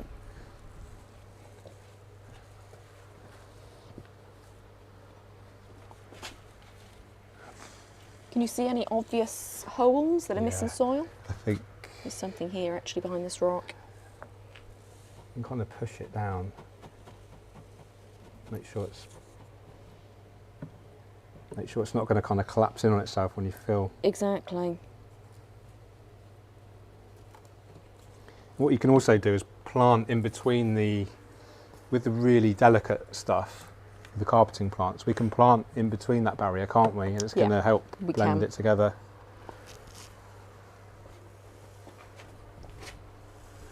All down there. Yeah. How high do you want to bring this? Because we've got about 1.5 centimetres here behind this rock, and I don't think anyone will see from the front. Okay. So we can have a nice terrace Yeah, with plants in. sounds good. Because if this is basically a competition style, Yeah, you're looking at it from directly from the on, front, yeah. not from the top down. Exactly. Yes, do that. Yep. Yeah, perfect. And we're also going to pop Plant in those. That's going to be the Eleocharis, isn't it? Yeah, I think It's really so. delicate, Yeah, so it should be okay. And it's going to be nearer the light as well. yeah. I've never used that plant before. Me neither. I've never done a Brazilian style. I never used a lot of these plants. So you plan where your path is going to go beforehand, or do you scape first and let the shape of the stones dictate the path? Well, we have an idea of where the path is going to go, which is kind of down here. Yep. Yeah. So normally you would plan it first. Sarah's done some brilliant sketches. Let me show you. I say brilliant. They're brilliant compared to what I could do. I'm sure there's other artists out there that would. Are we there? So we've got the path. This is top-down view, and this is the front view. So you can see. I won't spoil the surprise of what plants we're going to use, but you can see the pathway coming down here, like so. So we have planned the layout, and we've planned all the planting as well. That's a great idea. To do that before you, especially if you're doing a kind of competition, high-level aquascape.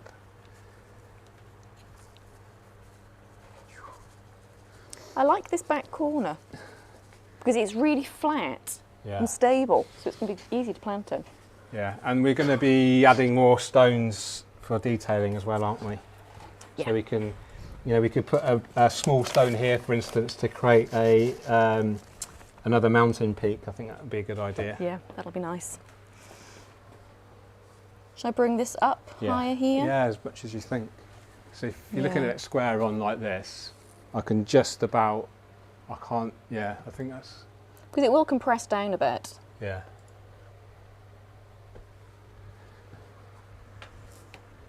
I think that's okay. What about behind here? A bit more? Can you have a bit more, yeah, maybe? Yeah. Because we'll need to be careful with the slope angle, because if the slope is too steep, it will cascade down. Yeah. Okay. So, but I think we can have a bit more behind the rock, because the rock will help hold it in place. Yeah. Once the plant's root in, it will actually help stabilise the soil. Mm-hmm. Do you want to spray the soil before we plant into it, or do you prefer to plant in dry? I plant dry, personally. I think it's less messy. How about you? It all depends. Okay. I tend to start dry, and if I think I'm having problems, I spray it and hope for the best. Fair enough. I always used to actually put my substrate in and actually fill above the water, above the soil line, and then plant like that. Okay. And then it was actually Uris, a German scaper. He told me about planting dry, so I've done that ever since, and it seems to work really well. Do we need to trim this bit of sponge, or is that hidden from the front? Yeah, we do need to trim it actually. Okay. Yeah.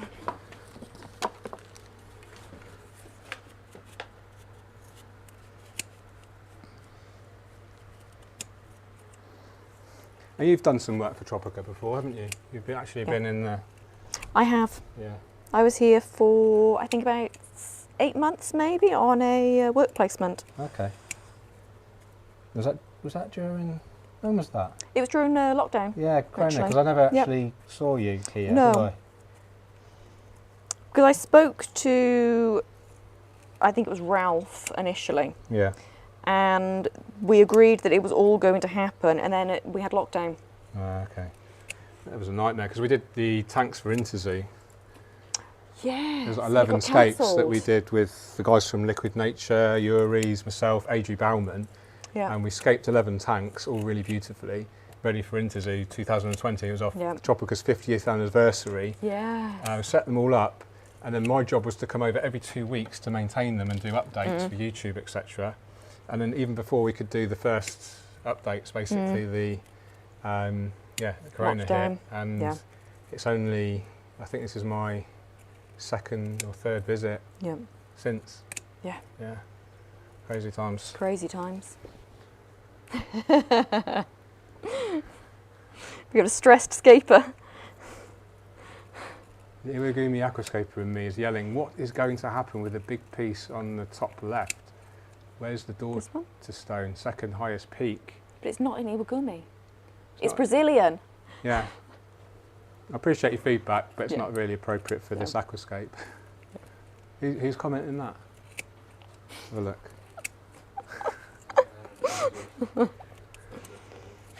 Well, we are gonna do a second peak. I did explain this earlier. Yeah. Something like that to create, and then we can actually plant in between, and then it really helps to accentuate that peak there. Yeah. Perfect. Might be an even better one actually. It's all about trying to match the textures. That's quite nice actually.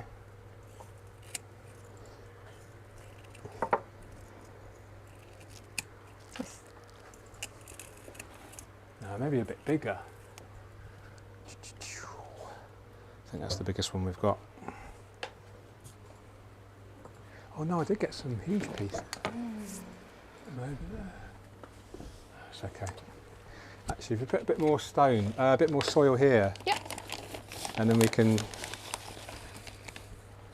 get a bit more height for this peak. That's it. That'll do.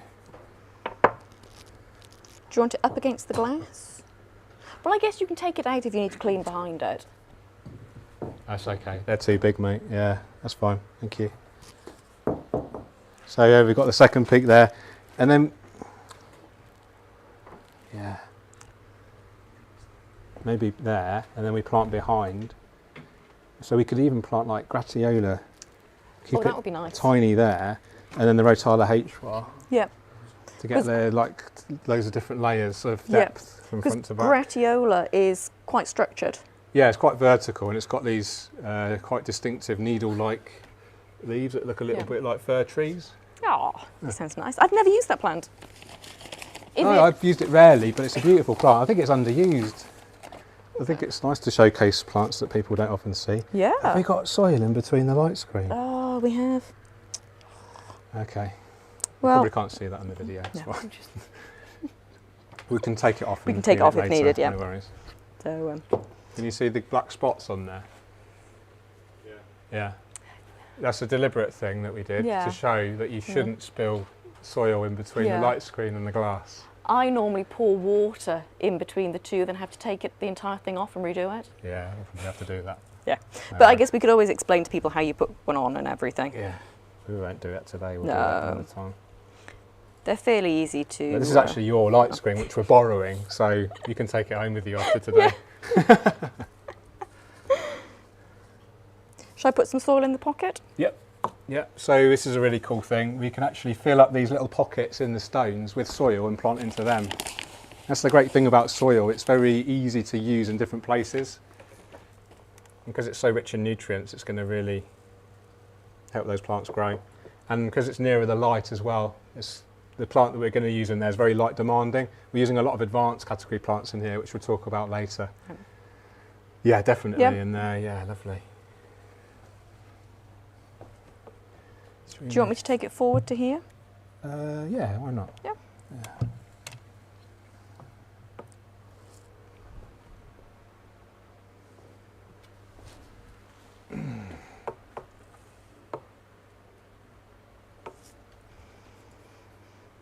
Do we need more soil anywhere? Here maybe? Yeah. Yep. Yeah, quite a bit more there actually. Okay, we're nearly ready for planting. Yeah, I think so. I believe it's falling in between. We can blow it down maybe.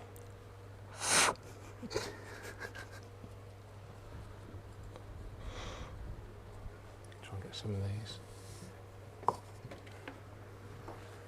All the plants here, aren't they? Yeah. I think it's actually behind the film. So if we lift this... Yeah, we'll do it. Actually, if I just do that, is that doing anything? No. Do we have any tweezers? No, just don't worry about No. it for now. We'll do it at the end. Yeah. Should we put a bit more powder over this top part because it's in vitro plants? Yes. Yeah, because what do we have at the back? That's HR? Yeah. Yeah. We're using everything in 1-2 grow, so soil's the best. Powder's the best. Yeah. For that. Do you have a preference for different size soils in certain size tanks? Yeah, I think I mentioned earlier, like nano tanks, really good to use the powder because you get that sense of scale. Yeah. But what's your limit? I don't really have one. No. No. Play it by ear. And what's available as well. Yes. Because Tropica soil is quite in demand. It's It quite is. a popular product. It tends to sell quite quickly.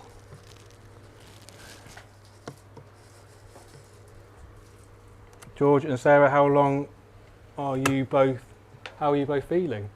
We're great, thank you. Good. Are you okay? Yeah. Do you want some water or anything? You okay? No, I'm okay.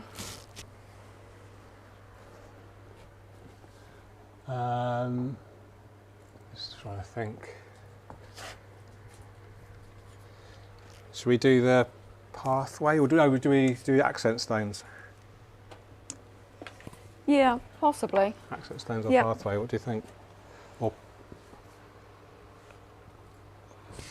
Or do we plant and then we pour sand for the?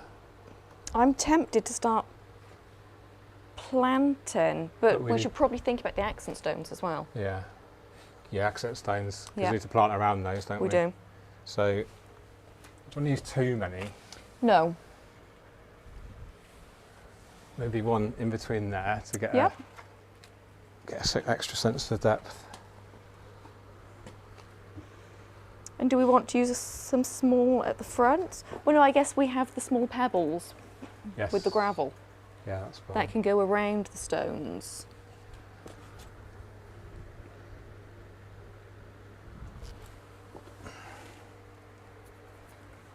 Does it line up? Oh, that looks nice. All right, it's similar texture, It isn't is, and the colour as well. And maybe one here.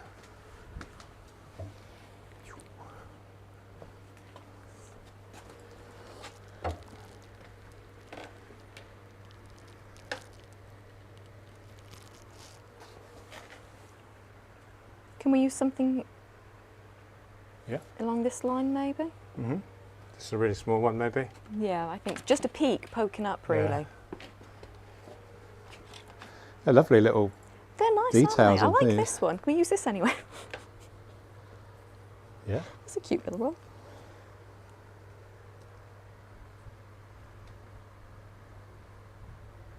Even if they get covered in the plants in the long term, it doesn't matter. It's No, it doesn't. just good fun to use stones. It is. And it can be quite good to separate different plant species as well. Yeah.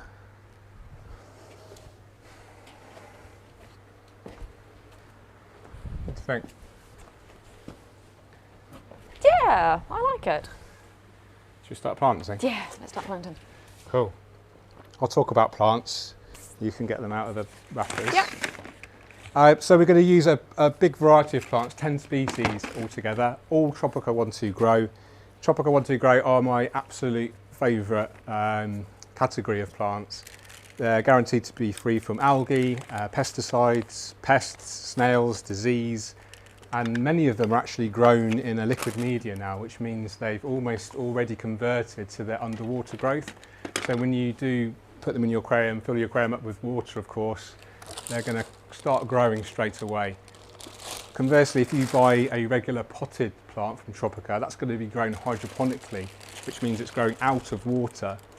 And that has its advantages, but it also has some minor disadvantages in that it can take some time to convert to its underwater form. And during that process, depending on your system, you can get some melt, you can get some die off, and usually it will come back no problem. But the advantage, like I said, with the 1-2 grow, that plant is just going to start growing right away. A couple of things to bear in mind with the 1-2 grow is they're baby plants and they need a lot of food. So for that reason, we'll talk about maintenance later, but it's really important to give them some decent amount of food right from day one. So we've got that with the Tropica Aquarium soil, but it's also a good idea to add liquid fertiliser all the way from the start. And we would be using, I would suggest, the Tropica Specialised Nutrition. Yeah. We're going to be using a lot of advanced category plants. These are especially hungry, and because they're 1-2 grow, they're going to need even more food. So do bear that in mind. Yeah. Have you got any tips on Fertiliser? Yeah. Or? What do you use Tropica? I do. Good answer. Good answer. Yeah. I do actually use Tropica. I've tried a lot of other different brands. Yeah. But I like Tropica because it works. And it's all in one bottle. It's all in one bottle. Yeah. It's easy. It works. It's easy for me to get in Denmark as well. And I think it's great. Yeah, I've used it for on and off since 2004. It used to be called Tropica Master Grow.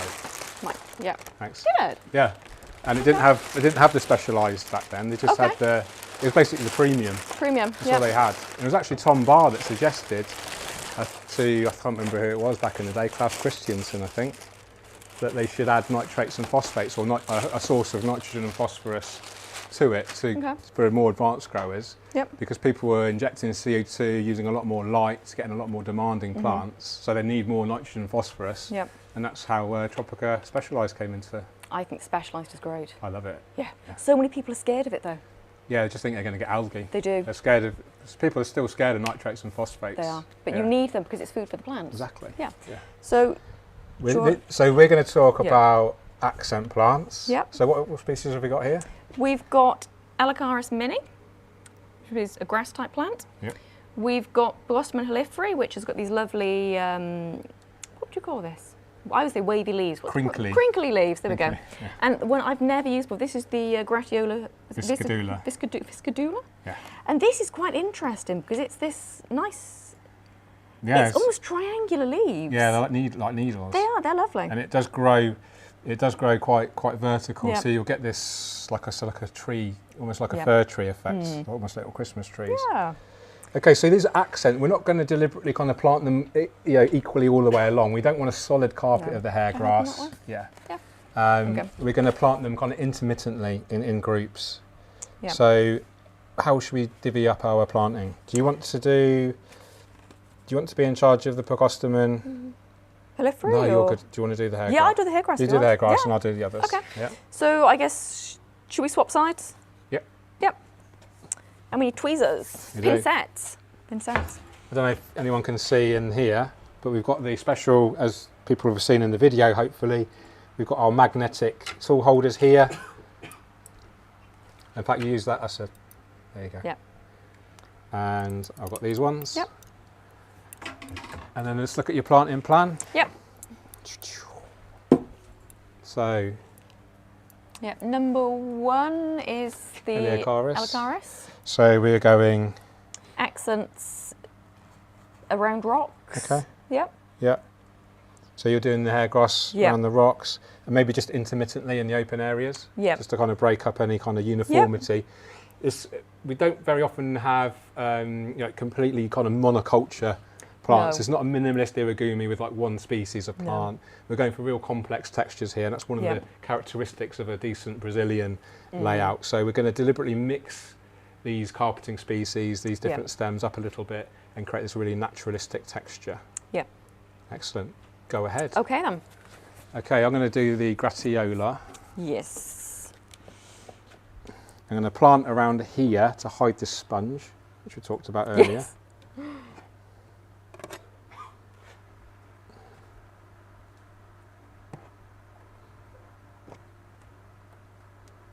Can't actually see that because of that, but we'll take that out last thing. Yeah. So Gratiola is a medium category? I actually chopped that part off the label. I noticed that, thanks for that. It was helpful of me. Use my brain to try and remember stuff. Progostomon's medium and Eleocharis is medium. So these are all, I think these are all medium category plants. Let us know in the from the Tropica crew if I'm wrong.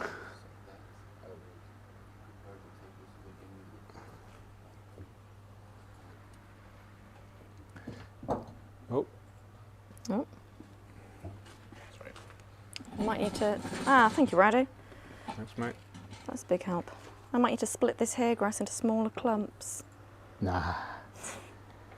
Me and George disagree over how to plant. I'm very, how shall I say, robust with my planting. Yeah. Get a big old clump and whack it in, and you're very delicate. Individual stems is my preference. Well, I used to be like that. And then, Did you? Yeah, I think if I was doing it on my own at home, I would be, and that's what you're used to, isn't it? It is, yeah. But in workshop environment, you're under time pressure. You are. And we just ain't got time for that. Oh, Radu, you're a good assistant. Yeah, thanks, mate. Yeah. Come here again, mate.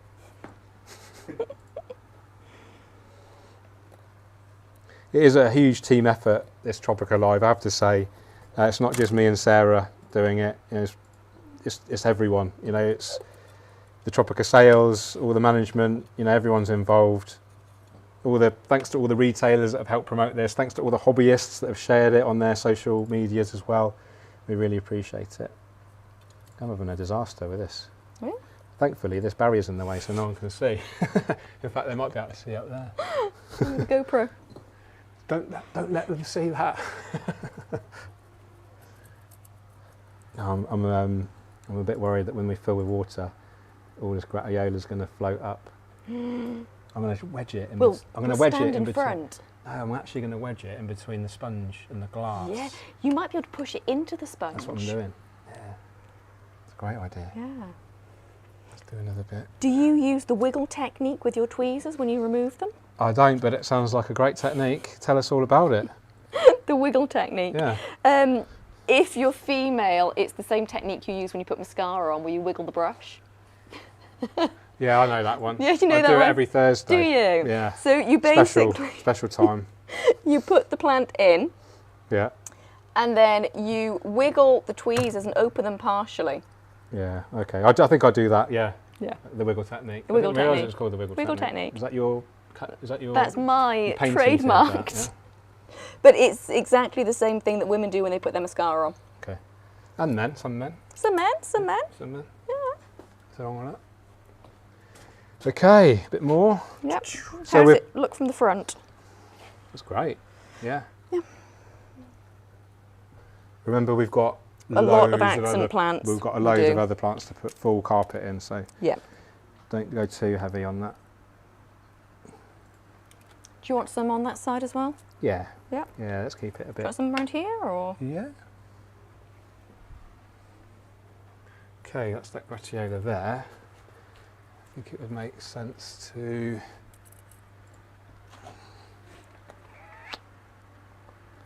maybe put some, pop a bit there as well. And then we're going to, what's the main cop? We're going to do Monte Carlo at the front, won't we? Yeah, it's a bit bigger. Yeah. Yeah. So for those that don't know, Gratiola is a stem plant. It grows up, it won't grow too tall. Quite nice, ornamental looking. Quite good for dioramas because you're going to get this like tree effect. I'm going to pop one of those in there.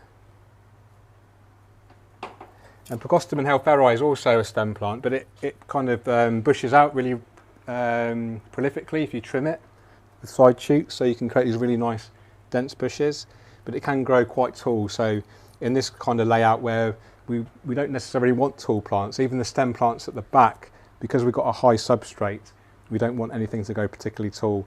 We're relying on that kind of the steep substrate and the rocks to create this beautiful kind of vista. So we just need to make sure all this is empty, don't we, for the path? Yeah, but we can always pour the sand around the plant. Around the plants. Yeah, good idea. I mean, I've never done this technique, so I've watched a few videos, Green Aqua have got a couple of great.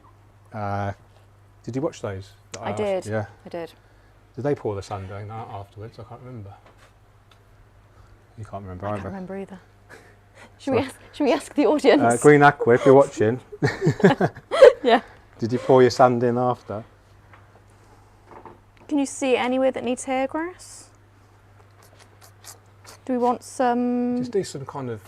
Just random, so it will spread out to the carpet? Yeah, exactly. Yep. It's going to start spreading, and then they're all It going to will. kind of merge into each other anyway. Yeah. So.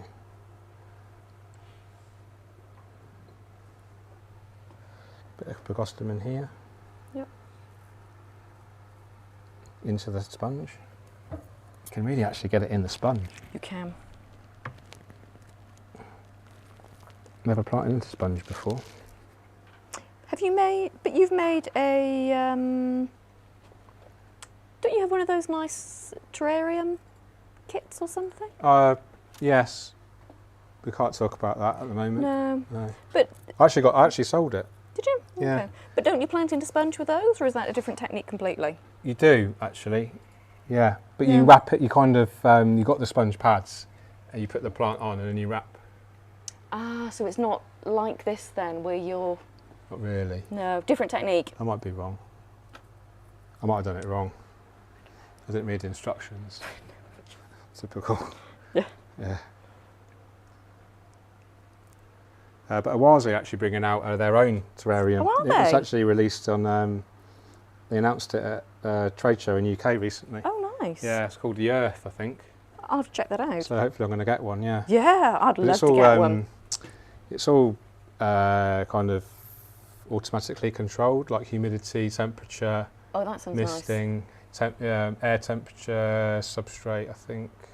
So it's all, and then you kind of, it's all on your smartphone, so you can Yeah. pick kind of what environment you want to replicate. nice. I'd love one of those. Yeah. Well, I'm sure Unimati can give you a discount. I do get a discount actually. Yeah, so you should be in staff. Exactly. Yeah. Might try and get one of those for my birthday next year actually. If I don't get one from Unimati.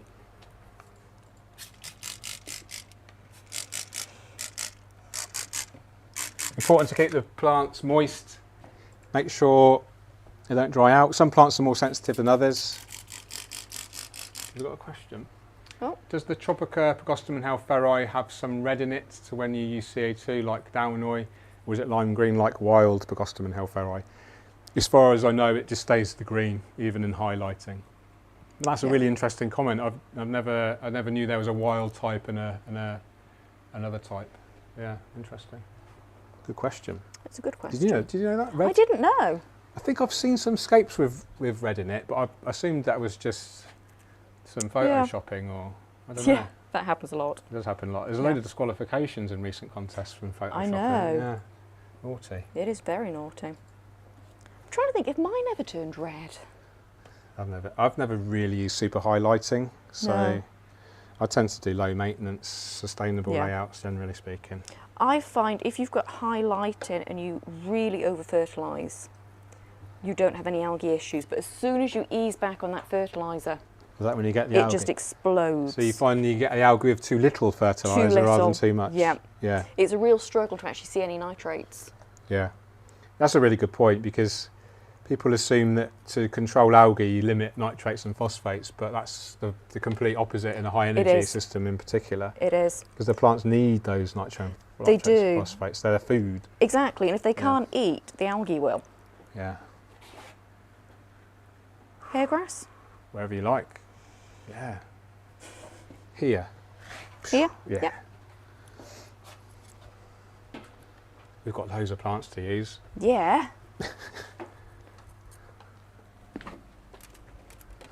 That's a good thing. It is. Plant really heavily from the outset, ideally with some fast growers, and which we do have some here. We have, we're going to go into the other species soon.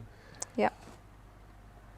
My top tip as well is, in fact we might do this in this scape next week. It's Friday today, isn't it? So no one's actually going to be in to maintain it. Thursday. Oh, Thursday tomorrow. We can today. do a water change on it tomorrow. And then we may add some additional helping plants. So what we can do is, one of our favourites here at Tropica is Limnophylla sessiflora. Yeah, I love that plant. And you get it and you literally keep it in its pot, and then you just put like 10 pots. We'd probably put them all along the front there because they're not going to shade the other plants. And then they're going to grow really quickly and they're going to help prevent algae. Basically, the more plants you have, the faster growing those plants are, and the healthier those plants, the less chance of algae you get. I always say this, and it sounds like I'm a broken record, but plants and algae are always kind of in competition with each other.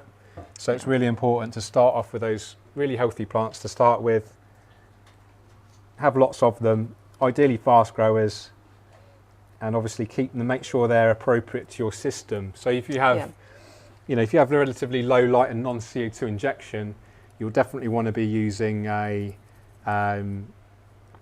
easy category plants. And you can search, you can go on the Tropica website and you can search for easy category.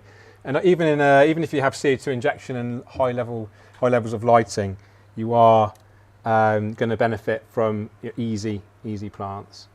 One of my favourite types of setup, in fact, is to run relatively low light, but with CO2 injection, and then with easy plants. Yeah. Because you're going to really limit algae. You do. Because they're low light, and the CO2 injection is really going to promote that healthy plant growth. It does. And then the risk of algae is virtually zero. Yeah. I always find CO2 makes everything easier. Yeah. But I found in various Facebook groups, a lot of females are scared to use CO2. Okay. Because they think it's very complicated, it's very technical. Yeah, it is a bit, it can be, I can see it being like a bit scary because it can kill your fish. It can. It will kill, CO2 is toxic. It's a toxic compound at the end of the day. You have too much of it and it'll kill anyone. It will. So you're wise to be, you're wise to be wary of it. You are. But if you buy a decent quality kit, you follow the instructions. There's plenty of decent online tutorials as well. There are. And you'll just get so much more chance of success with your plants if you use CO2 injection. We'll use we actually have plumbed in CO2 in the test lab, so we'll be using that in here. And we'll be using a lot of CO2 in here because we are using some demanding plants. And because we are using high levels of light, it's really important to balance that with enough CO2. If you have loads of light and no CO2, what happens is, you probably know this already, but the plant kind of wants to grow really quickly because there's loads of light, but it can't because there's not enough CO2 to support it. So what happens is the algae does use that light instead, and then you end up with an algae bloom. Yep. So how's that? I think that's great. I think we're okay. I think we're good for all the hair grass and the gratiola and the pogostemon. Let's put that to one side. Yep. My glamorous assistant, thank you, Reddit. Okay, let's go on to carpeting plants now. Yep. Is this the HC Eletini?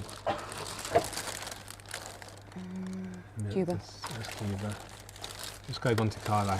Yeah? Yep. Monte Carlo and Glosso. There we go. Yep. So here we have some beautiful carpeting plants, classics. Glossostigma elatinoides, advanced category, one of the kind of most well-known old school carpeting plants. It was popularised by Takashi Amano. Fun fact, I think did you see that Discoscape he did with a full open bed of Glosso with brilliant, it sounds like no, you haven't seen it. But that was my first time I ever saw a Glosso carpet and I just thought I want one of those. I think I've actually seen all of his videos at least 3 times. This is in his book. Ah, which book? Nature Aquarium book 1.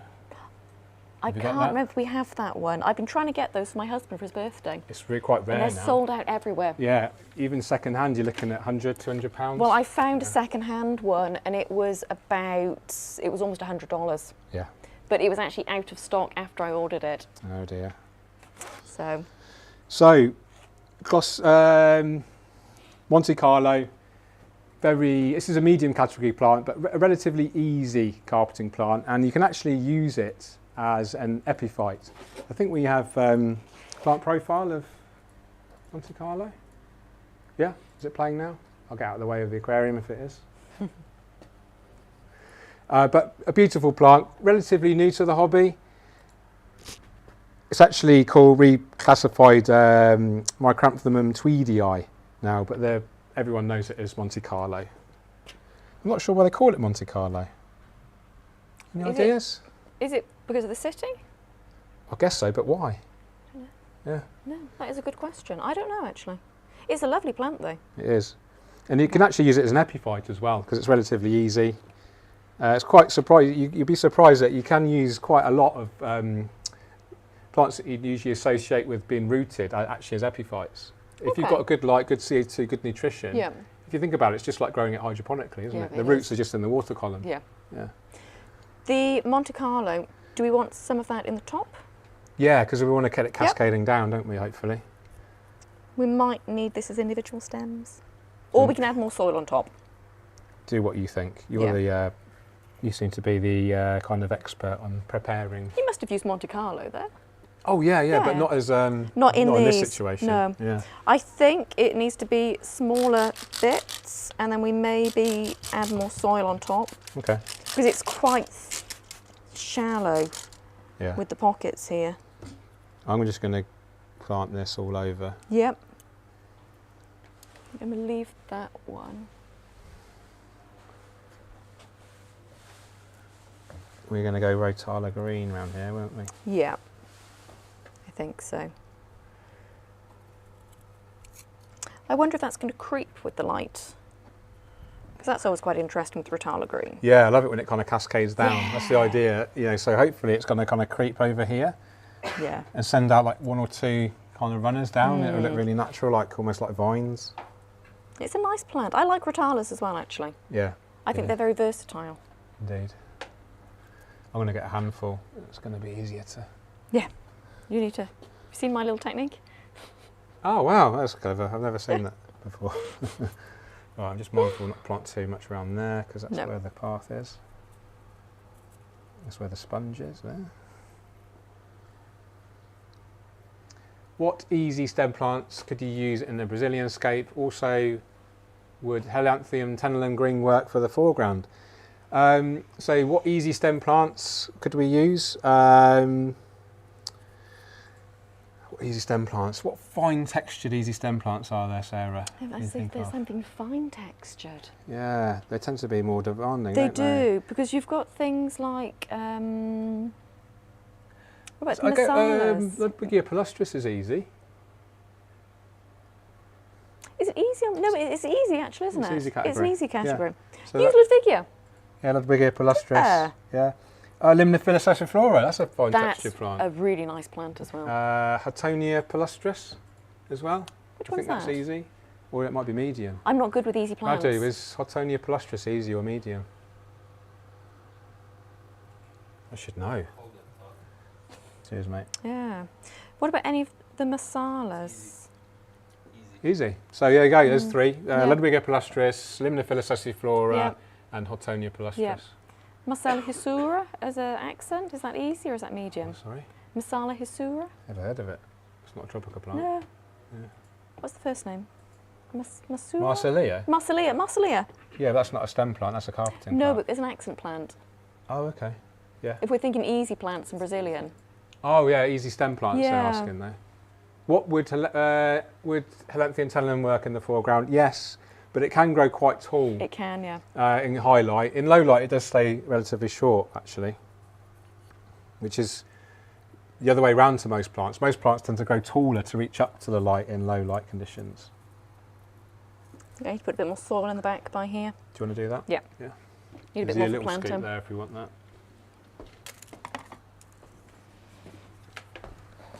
So I hope everyone's enjoying the live chat, making Jonas's life really hard. He's only got 200 characters to play with, so do stretch him. I'm sure he enjoys that.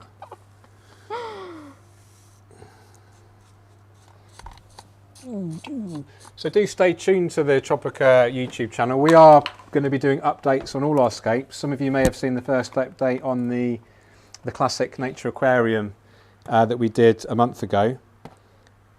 And also we do have some exciting guests planned for the future, which we may talk about at the end of the stream. Some of you may have an idea already. But let us know in the chat, you know, what kind of style escape would you like to see next? I mean, we've gone from almost one extreme to the other here. We've gone classic nature aquarium, you know, with 2 bits of bogwood, you know, a bunch of like easy plants or relatively easy plants. And then we've gone Brazilian, which is, you know, this is the most complex layout probably I've ever done, to be honest with you. Can we call this beginner-friendly Brazilian? No. No, okay. We can call it what we like, but I don't think it is. No, no. Mind you, hopefully, if anyone watches this stream from beginning to end, they'll learn, they could replicate it quite easily. Yeah, I think so. Yeah. I think hopefully Thomas is going to do a full edit of this as well in the long term. You did that last time. Yeah, no pressure. No pressure. He's like shaking his head at me. How dare you, George? Can't say no pressure like that. Only one more video, Thomas, that's all. Yeah. Poor Thomas. Poor I ain't got time for that, George. Yeah. Back faster. Oh, I'm planting in the... I keep forgetting that's the pathway down there. We can always take them out afterwards. Oh, I'm going to start doing some glosso. Yeah. So glosso is actually relatively fast, especially in good conditions, highlight and CO2. You do need good CO2 and highlighting with glosso. It is an advanced category. It can grow quite leggy if you don't have enough light. So I am quite conscious of where I'm placing it, because we don't necessarily want to place it where there's shadows, like down here. So we kind of need it more in open space. We do have a lot of light here. These Oase Premium 80s are 67 watts each. That's nearly 140 watts altogether, which is a lot of light. This is only 180 litres. That's almost 1 watt per litre of LED, which is a lot of light. It is a lot. Okay, we have our final giveaway question. This is a good one. Oh. Do you know the answer to this? Off the top of your head? I could guess and hopefully be within 10 or 20. Well, there is a way that you can find out the exact answer. I'll ask the question before we... yeah. So how many aquascapes are there on Tropica's website inspiration page? So you're obviously going to have a look, unless you know from the top of your head, which I very much doubt. But it is a relatively easy way to find out. You don't necessarily have to count them all. I'll just give you a clue there. So get your answers in quick as you can, and we'll pick a winner at the end. But do use the Tropica inspiration page. There is a lot of layouts on there. I was just about to say how many there were. No. Ranging from easy, medium, advanced category layouts from our Tropica aquascaping community all over the world, submitting these beautiful inspirational layouts. Do you ever recommend certain layouts from the website to people? Yeah, I mean, no, I don't recommend specific layouts, but I would just say go on the Tropica inspiration page. There's going to be something you like the look of, and you can either copy it or just use it as inspiration for different kind of compositions or plant choices. And the great thing about it is it does give you a complete planting plan. It does. It tells you how long it takes to maintain that aquascape every week, what fertilizers you're using, what equipment in general they're using, filtration, lighting. So you can get a really good idea of how these guys have achieved, guys and gals, excuse me. Yeah. Are there any gals on there yet? Yeah, there is. Yeah, we had them featured in the 50th anniversary, but I think we had a female aquascaper on there. Oh, okay. Yeah. So you're obviously a female, Sarah. I am a female. How do you feel? How do you feel about the female aquascaping hobby? Is it well represented, or? It is and it isn't. Okay. Some people have found that the normal big name groups can actually be quite hostile to females. Really? Really, there's been quite a few have actually been told to leave the hobby completely if they don't know with questions they've asked, which has been really harsh because quite often it's the typical beginner questions that get answered again and again. That's terrible. It is, it's really bad, but there's actually a Facebook group called the Alliance of Female Aquarists. Okay. Which is obviously a group for females that are in the hobby. Yeah. with beginners, more advanced people. Karen Randall's a member in that group as far as I'm aware. Yeah, good old Karen, yeah. So there's a lot of big name females in there. That's good. It's a really good group for women to be in. That's great. And it's 100% beginner friendly. Great. All fish type, all tanks. And we what's don't that? care. What's that called for the females that might be watching that might want to join? Yep, it's the Alliance of Female Aquarists. On Facebook. On Facebook, and then there's an Instagram hashtag that we all use as well. And I guess it's female only, and Yeah. you have to get invited, I guess. And Yeah, that's it's not great. a secret group, Okay. but it's a private group. Yeah, that makes sense. Great. But there are some really, really talented female aquascapers out there. Yeah, I think it's great. It's great to get more females involved. It is, because there's no reason it should be a male-dominated hobby. No, I think there's something. It'd just be nice to get everyone into aquascaping. It would. No matter what sex or your gender, your race, your sexual orientation. Age as well. Something, yeah, exactly, something for everyone. Because kids can do this at a scaled-down version. Yeah. My son critiques my tanks if he thinks I have algae growing in them. That's nice. Yeah. How old's your son? Nearly 9. Oh, is he watching now? No, it's after bedtime Past for his him. bedtime, is it? Yeah. Past my bedtime, nearly.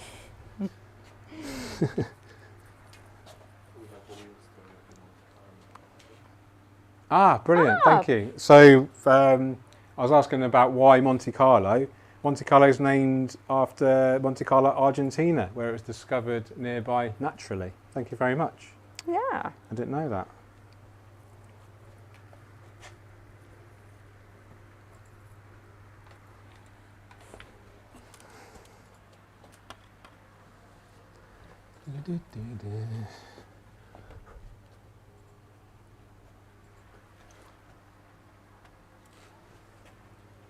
How are we getting on?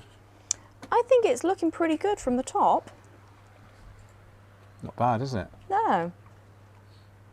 Got Eleocharis. A bit of that some stigma around there. here in these pockets as well. Interplant that one. Yeah, the Eleocharis, you mean? Yeah. Yeah. Yeah. We're still on the glosso. I'm conscious we don't want to use too much real estate. No. So we've got so many more plant We species to do. use. We do. I'm going to do. I think if I put a bit of Monte Carlo close to the rock here. So we'll have hairgrass Yes. and Monte Carlo, and the Right. path, Yeah, or great. stream I should say, will go down in between. Path stream. Path, stream. I mean, it's like, yeah, is it a path or a stream? That's the thing. Is it a different type of rock? Who knows? Who knows? We need a... Beauty, it's kind of subjective, isn't it? It It's like is. I think the interesting about Brazilian, it combines, it's a unique style, but it kind of combines It is. elements of different styles. Yeah. So you have the Iwagumi, which is rock only, Yeah. but then you have the dense stems at the back. You do. So you get that different kind of vibrant, bushy kind of vibe. Yeah. I've planted these ones with about 80% of the plant hidden in the soil, but it will spring up. Okay. Have you ever tried doing that? No. No, I don't do this a lot actually, where I plant most of the plant underneath, Okay. about 80–90% down, so there's only maybe 1 or 2 leaves poking at the top. Okay. And then when you fill it, Guaranteed not to pop up. it won't pop up, and it sprouts up really fast. Yeah. What is the easiest one to grow plant to grow in a shaded area? Ooh. Wow. Wow. That is a good question. That is a So good question. we don't have at the moment Anubias as a 1-2 grow, do we? I do. We don't have any Anubias as 1-2 grow yet, but we do have Bucophilandra, and that will do pretty well in a shaded area. Yeah, that's a nice plant. Yeah, we do Bucophilandra Kedigang and Wavy Green. Do we do Wavy Green in 1-2 grow? Yeah. So Bucophilandra, Kedigang, Wavy Green, and Red. Limited edition for now, but I'm sure it will come out as a regular. Good. How are you doing for water? Are you okay? Do you need a drink of water or anything? I'm okay. Yeah. Not too hot, cool, too cold? No. If anything, I'm actually a little bit cold. I'm not cold. It's a nice temperature, I think. It's tropical. Tropical? Yeah. Tropical in Tropica. Radu's laughing at us now. Yeah. We are in Tropica's test lab. So We are. lots of aquariums in here, lots of lots of equipment, the studio lights.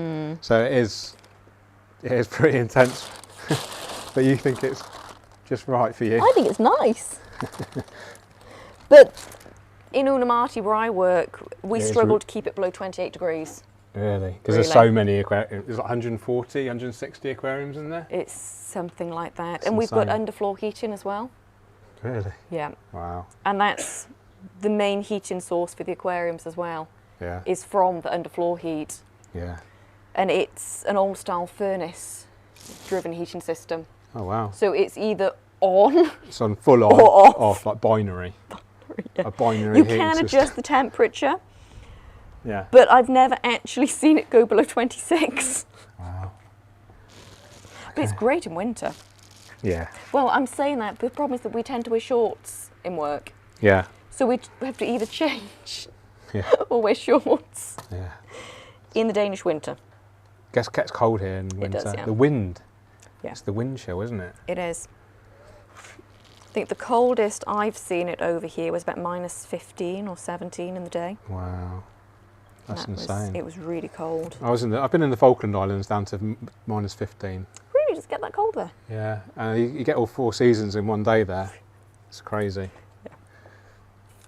I thought, but true, because I guess it's quite far south. Really far south. Really far Yeah, south, yeah. yeah. You've got, between the Falklands and Antarctic, you've got Georgia, St Georgia, an Okay. island, which Yeah. is I've been to, which is pretty cool. But yeah, Falkland Islands is a special place for me because it's the time that I first started writing articles for Practical Fish Keeping magazine, okay. 2006. Yeah, I think you mentioned that in your book, actually. probably did. And actually, it was the year I first approached Tropica Okay. to supply plants in exchange for them getting featured in the magazine. Okay. Yeah. So Yeah. thanks Falklands. Yeah. Thanks Royal Air Force for letting me side hustle. Yeah. How did that work with internet access? and things? How long We ago actually was had it? internet. It was dial-up. Okay. Yeah, it was dial-up. So I actually managed to source the photos like remotely Okay. and get I think I got them sent separately, kind of thing. Yeah. And then I just did the writing. Okay. So I didn't actually do my own photography whilst I was No. over there for the aquariums because obviously I didn't have an aquarium. No. Um, And with dial-up as well, sending picture files. yeah, exactly. Yeah. But the it's what really kind of got me sort of thinking about, oh, I could do this full time. It's really Yeah. good fun. I'm putting some elatine around here. Have you got it? Are you getting it Yep. from there? Yeah. Oh, okay, cool. Let's talk about that then because that's Okay. a new plant. Yeah. Yeah. I just thought I would interplant a bit in the top pockets and then just in this little area. So here we've got which camera shall I go on, Thomas? Here. Yeah, that's fine. Yeah. So this is Elatine hydropiper. It's almost like a small version of Glossostigma. Yeah. It's a carpeting plant. It's advanced. It needs a lot of light and good CO2. And I've heard that it prefers cooler water. In fact, it was Tommy from Green Aqua that told me about that. Yeah. Yeah. Do you want to put it next to some glosser? Yeah. It's Yeah. a great idea. The scale. It's Scale. virtually the same, isn't it? It The leaf shape. is. Very, very similar. But it can grow really, really beautiful tight carpets. And it does prefer cooler water. And you have a fun story about. I do. It actually grows wild in Denmark.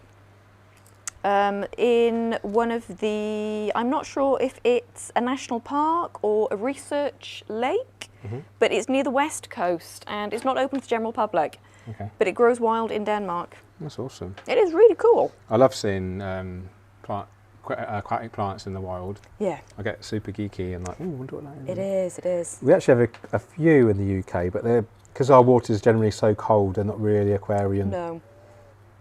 friendly, fortunately. Is Denmark warmer than the UK?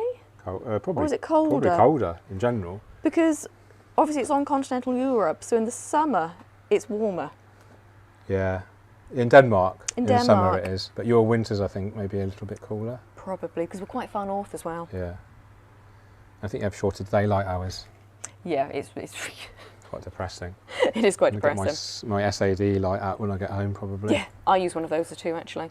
In fact, I'm off to Poland next week, and I think it's Oof. going to be pretty nippy there in the mountains. That will be. Oh, the mountains. I think we're going to go hardscape collecting Oh, that'll be nice. with my mate Adam. Nice. You know Adam Pashkela? Not personally, but I of think his most work. people in the hobby know Yeah. know Adam. Yeah, he's awesome. Yeah. Came to my wedding. Did he? Yeah. That's nice. Yeah. How long ago did you get married? Nearly 2 years. 2 years, okay. Yeah, started thinking about my wedding anniversary present. Ooh. No pressure. Aquarium? What, for my wife? I don't think so. No. She'll be watching as well. So. Yeah. Okay, sorry. That's what I asked for. Sorry, Emma. Sorry. That's what I asked for my wedding anniversary. I have to say Emma's like so supportive of what I do though. Yeah. She's great. She was good in the podcast, actually. Oh, thanks, I'm sure. Yeah, she is really good. Yeah. Yeah, she's very grateful. I noticed that she would jump in the podcast and kind of prompt as needed, Yeah. which I thought was actually, it was done very, very subtly. She's the most skilled communicator that I've ever met. Is she? Yeah, she's fantastic. Does she work in communication or? She works in the financial industry, but she's Yeah. sort of she's quite sort of high level Oh, okay. management, so she's Yeah. used to dealing, and she's been in the industry many years, so Oh, okay. she's very skilled. Yeah.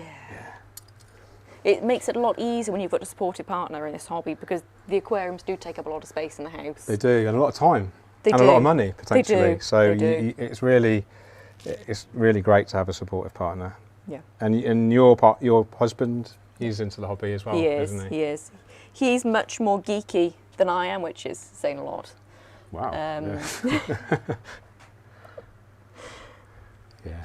Yeah, but no, it's good. The only issue we have is he doesn't allow me to make any permanent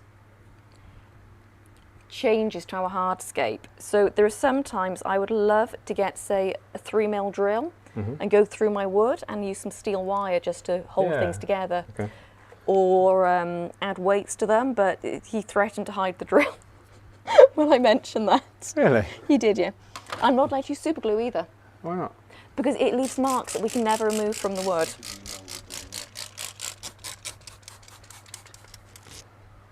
Okay, how are we getting on? It's looking pretty good. Yeah. I think I'm going to add a bit of soil up there, Is that are they gonna? because those, I'm going to add soil on top of they're those. gonna float away, aren't they? They will, yeah.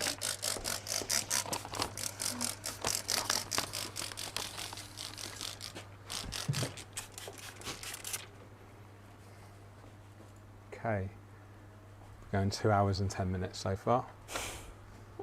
Takes a long time with this many plants. It is, yeah, it's How long have we been planting for? certainly different to the first scape we did here at Yeah. TropicaLive. Do you find nature style is quick to plant up? It's for me. I think it is as well. Yeah. Have you ever watched any of the Amano videos where it's got the, what are they called? You've got the big clump of plants and they just put it in one Yes. go, and it's Wabikusa. The Wabikusa. Yeah, Yes, I actually tried growing some of those. yeah. Badly, I'd like to point out. Fairly early in the hobby for me. Yeah. I'm just thinking we could do with some. What else do we have? Oh, Rotala green would be good here because that's going to creep forward. Yep, it will. And then we put the HR. Oh no, we've got the micranthemum. Yeah, I'm going to start doing that now. Yep. Do you want me to start planting at the back with the HR? Yeah. Yep. Yeah, and I'll do. Or should I do the green coming across? So I think. Yeah, green, Rotala green here. Yep. I'm going to do some micranthemum.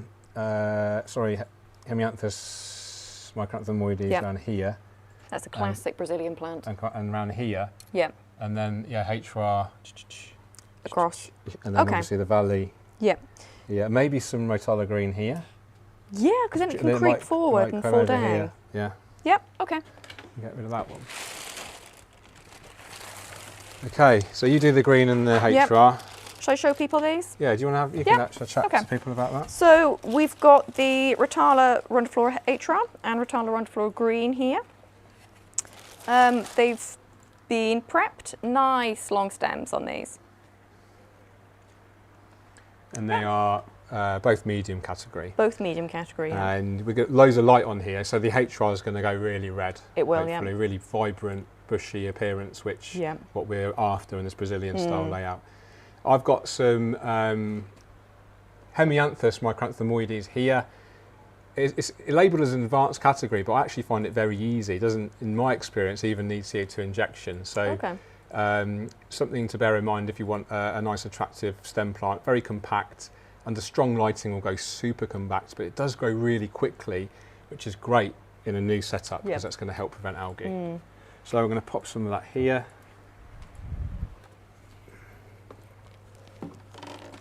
How does it respond to being trimmed? Really well.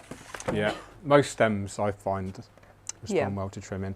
Most will send out 2 shoots. Do you find that? Yeah, I do. And you can really promote this bushy appearance the more you trim it. And then you can replant those cuttings to like boost that as well. It's like never-ending plants. Yeah. But so many beginners don't realise this about stem plants. Yeah, And they're afraid to trim them. They think they're going to kill them. They are.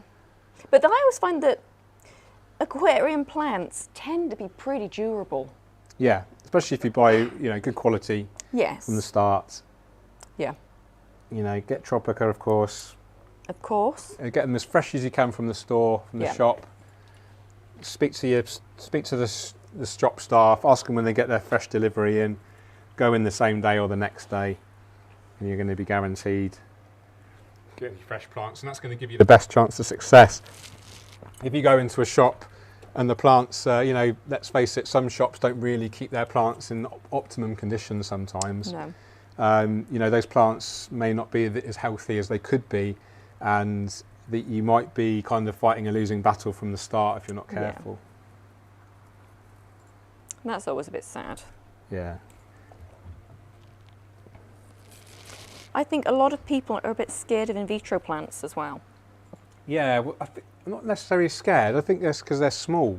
Exactly. If you saw like well, they see a pot, an in vitro pot. see a pot like an Amazon sword, Yeah. it's this big. It is, And it I think is. that's like, I don't know, €5, €6. Yep. And then they see a little pot, but actually you get like probably up to 20 times more plants. You do. You get And so because many. it's maybe even ready adapted to underwater growth, Exactly. it's actually going to grow much more chance of success. Because they're baby plants. Yeah, and they just want to grow. Yeah. They're programmed to grow is, They are. quite quickly. Do you plant in a grid pattern, or do you plant randomly? Does it depend on the situation? Randomly. Randomly. What's a grid pattern? You know the grid pattern? Never heard of it. Never heard of the grid pattern? Educate us, what's that? If you watch the Amano videos, the ADA videos, Yeah. you'll see they plant in this really, really strict grid pattern. Oh, yeah, like number 5. Yuri's does it. Yeah. Especially with his like Eleocharis. Yep. Yeah. And it's just incredible to watch because they are so consistent. Yeah. 1.5 centimetres maximum in between the plants when they really do a tight grid. It's all about discipline in Japan, isn't it? It is. Have you been to Japan? No, I haven't. I would love to go. I'm actually hoping to go next year. To the Nature Aquarium party? And just to explore the country a bit. So you can get more stones. Yeah. I'm going to go rock hunting. I've been to Sarah's home, beautiful home, but half of it is rocks And wood. and wood Yeah. Yeah. I've got. and fancy tanks. Yeah. Well, they're not all fancy tanks. No. I'm quite keen on using something that's cheap if it's good quality. Yeah. I don't like to blindly spend money on something just because it's expensive. Yeah. Because expensive doesn't necessarily mean good quality. Great. I'm a great believer in buying the highest quality you can afford. Yeah. Because Buy once. otherwise you're just going to want to buy some, the better one next time, and you end up buying it twice. You do. Spending, You do. And it's wasteful. Yeah.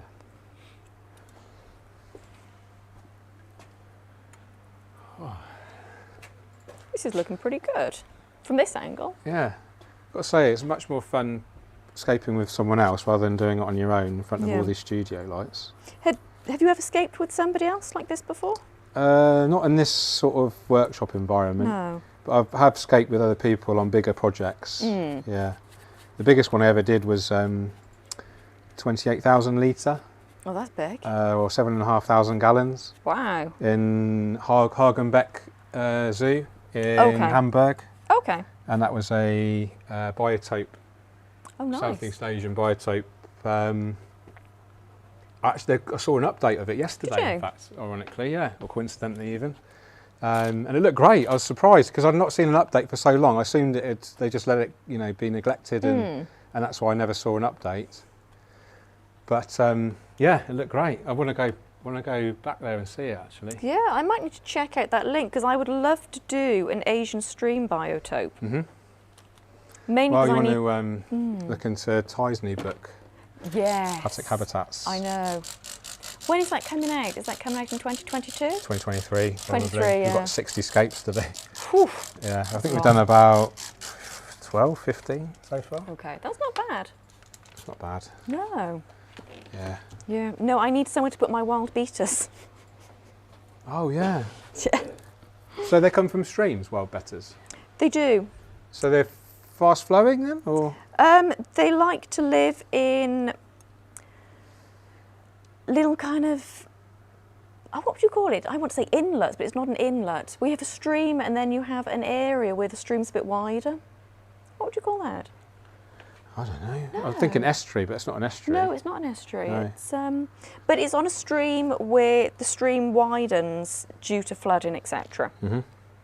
And the beeters like to live in the plants at the very edge of these streams. Okay, so there's not much flow there then. No. Wild type are short-finned. So they are quite resilient. They are quite resilient and they can handle quite low pH as well. I think the lowest they can go down to is about 3.5. Wow, that's amazing. And that's with some of the mouth brooders. I think it's the mouth brooders. Yeah. Because they're either bubble nesters or mouth brooders. Right. And the ones I have are I think it's probably the easiest wild type. It's Beta embellis. Okay. Very pretty, excellent jumpers. Are these colourful, like? Very colourful. Are they? It's one of the parent species for splendens. Ah, I so see. they've got a dark body with a blue or green iridescent scale, normally more towards blue, and then red on the fins. Yeah. Quite flashy, nothing discreet about them at all. But peaceful, you can keep males and females together. Oh wow. Which is very unusual. The splendens are pretty aggressive, they can be. Quite brutal, especially when you breed them. Well, that's what they were kind of thinking. That's why they're called Siamese fighting fish, isn't it? Yeah, it is. I think that's so cruel. It is really cruel. I think the only fish I would be really comfortable keeping splendens with is Ottocinclus. Right. Because they don't really view them as a fish or a threat. They just ignore them. That's interesting. I'm going to stay in there. I'm really using a sponge to its maximum benefit. If you spray the stone, you can see it change colour. It's beautiful. It is.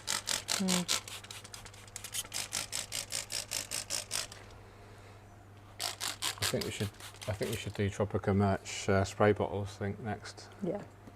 Earrings. Earrings? Earrings? I don't know about I don't know. Not with the Tropica logo or anything, but maybe with maybe with some leaf shapes. leaf shapes. I've got leaf-shaped earrings in today. Oh, okay. I'm wearing ginkgo leaf earrings. Oh, fancy. Yeah. Okay, how are we getting on?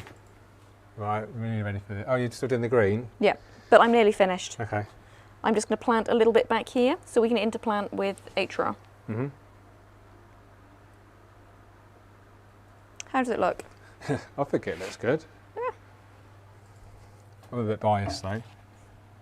It looks amazing. At least the stone's not going to float. Exactly. That's always a worry for me. You know, when I've done a wood layout. The last video was a bit scary. Oh, the last TropicaLive when the wood like, oops. Oh my. Even my son was worried. Yeah. Cheers for the prompt. After the last live stream, I think I was so dehydrated. I was just like, yeah.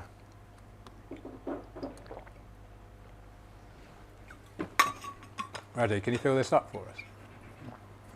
Cheers.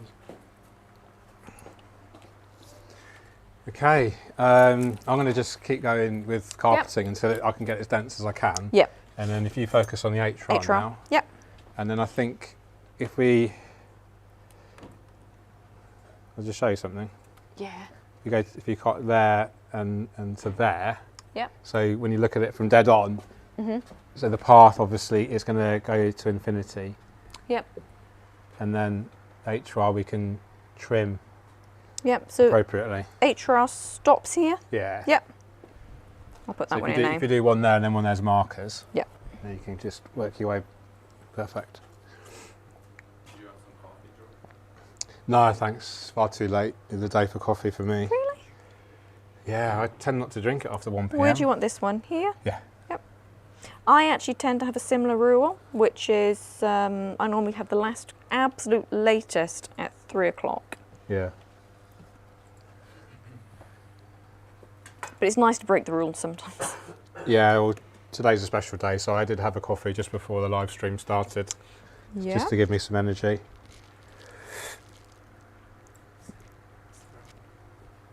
Some of your water there, Dan. There you go. Ah, yeah. I probably drink some water. Just hide my bottle as I'm not using my Tropica one.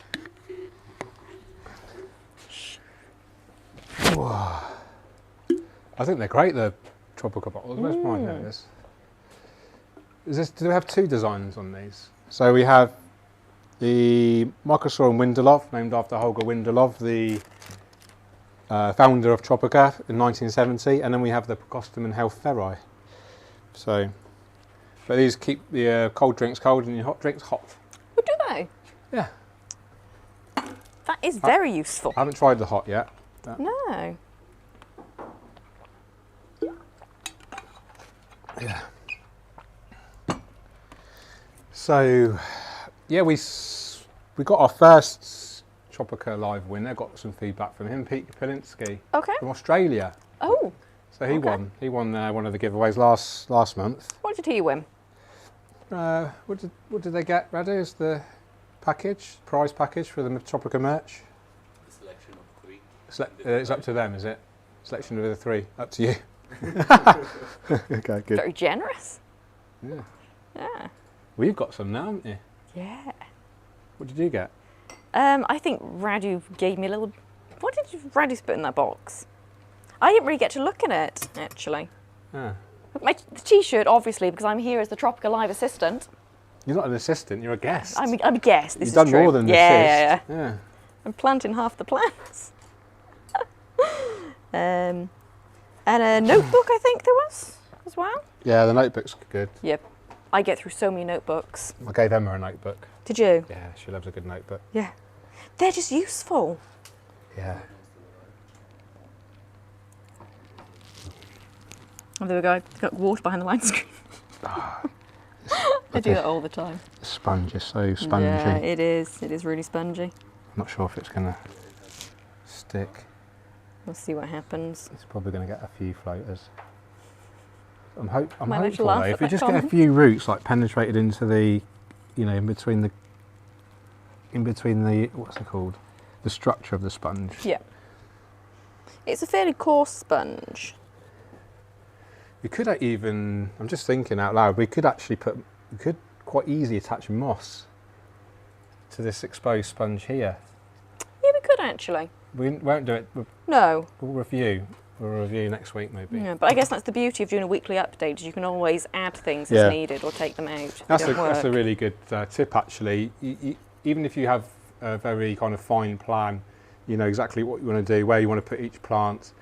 As the aquascape matures, things are going to grow a little bit differently to what you might anticipate. Yeah. And you can just move stuff around. There's no You harm can, in that. you can. And the yeah. aquascape always should evolve, and and that's the Yeah. beauty of it. It We're should. living. I always tell people that. If you're not happy, move the plant, move the wood. Yeah.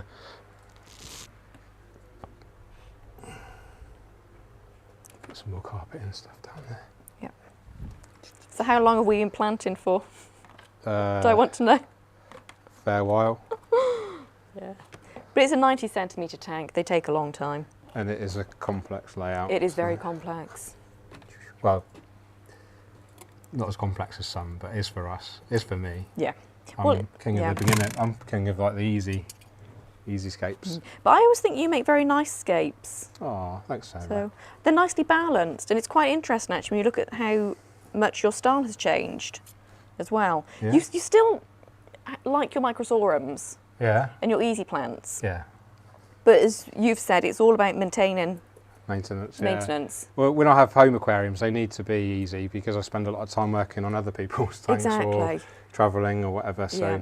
but I still love to live. You know, I still am a hobbyist at heart. So I always have an aquascape at home, at least 1 or 2 or 3 or Yeah. 4 or 5. 10. I think the most I've ever had is 6. That's not bad at all. No. But I'm a bit of a like, they all have to look good. Well, Yes. hopefully they all look good at all Yeah. times. But that's really tricky to manage when you have anything more than Yeah. a few, and you're working full time. Yeah, it is. And you're not really into shrimp either, are you? Not massively. No. No, I did used to breed pure red line. Did you? Yeah, when I was in the RAF actually. Oh, really? It's another side hustle. Yeah. Yeah, I used to have my own office, and I had a 60 cent. I'd actually had a 60p Okay. dedicated to pure red line Caridina, Yeah, they're nice shrimp. and they bred like crazy. They do, they do. I've got loads of shrimp. But I went full RO and I was using, mineralising salts. Yeah, because you have to in the UK because of the tap water. Really, generally speaking, Yeah. there's some areas that it's okay, but I've always lived in really hard water areas. So, Yeah, but if you're breeding, sensitive shrimp, you do need to keep it. that's one of my favourite things about Denmark is most places you can actually put the shrimp straight in tap water. Yeah, that's good, isn't it? Yeah, it's really good. Especially the soil, It is. because the soil buffers the pH. It does. It does. and I it don't. reduces the hardness. I don't think I would try it without soil. But with soil, not a problem. It might take a few months before they really start to breed. Yeah. Do you feed them a special diet or? I do feed my shrimp. I normally feed them a mineral pellet about once a week and a daily food as needed. But most of my shrimp are actually there to eat algae. But I've got, I think, about 8 different shrimp colours. Wow. All separate? Yes. Well, I put the Caridina with Neocaridina dividi because they can't interbreed. Yeah, that makes sense. So I've got my high grade CRSs in with Crystal red shrimp, for those that don't know what CRS crystal is, red shrimp. Sorry, crystal red shrimp. I've got high grade, about 80% white. Okay. I think it's a mix of, I think it's tiger tooth. Is it Momo? Don't know. I want to say mimosa, but that's Mimosas. mimosa shrimp. They're white with a little red dot on the shoulder. Oh, nice.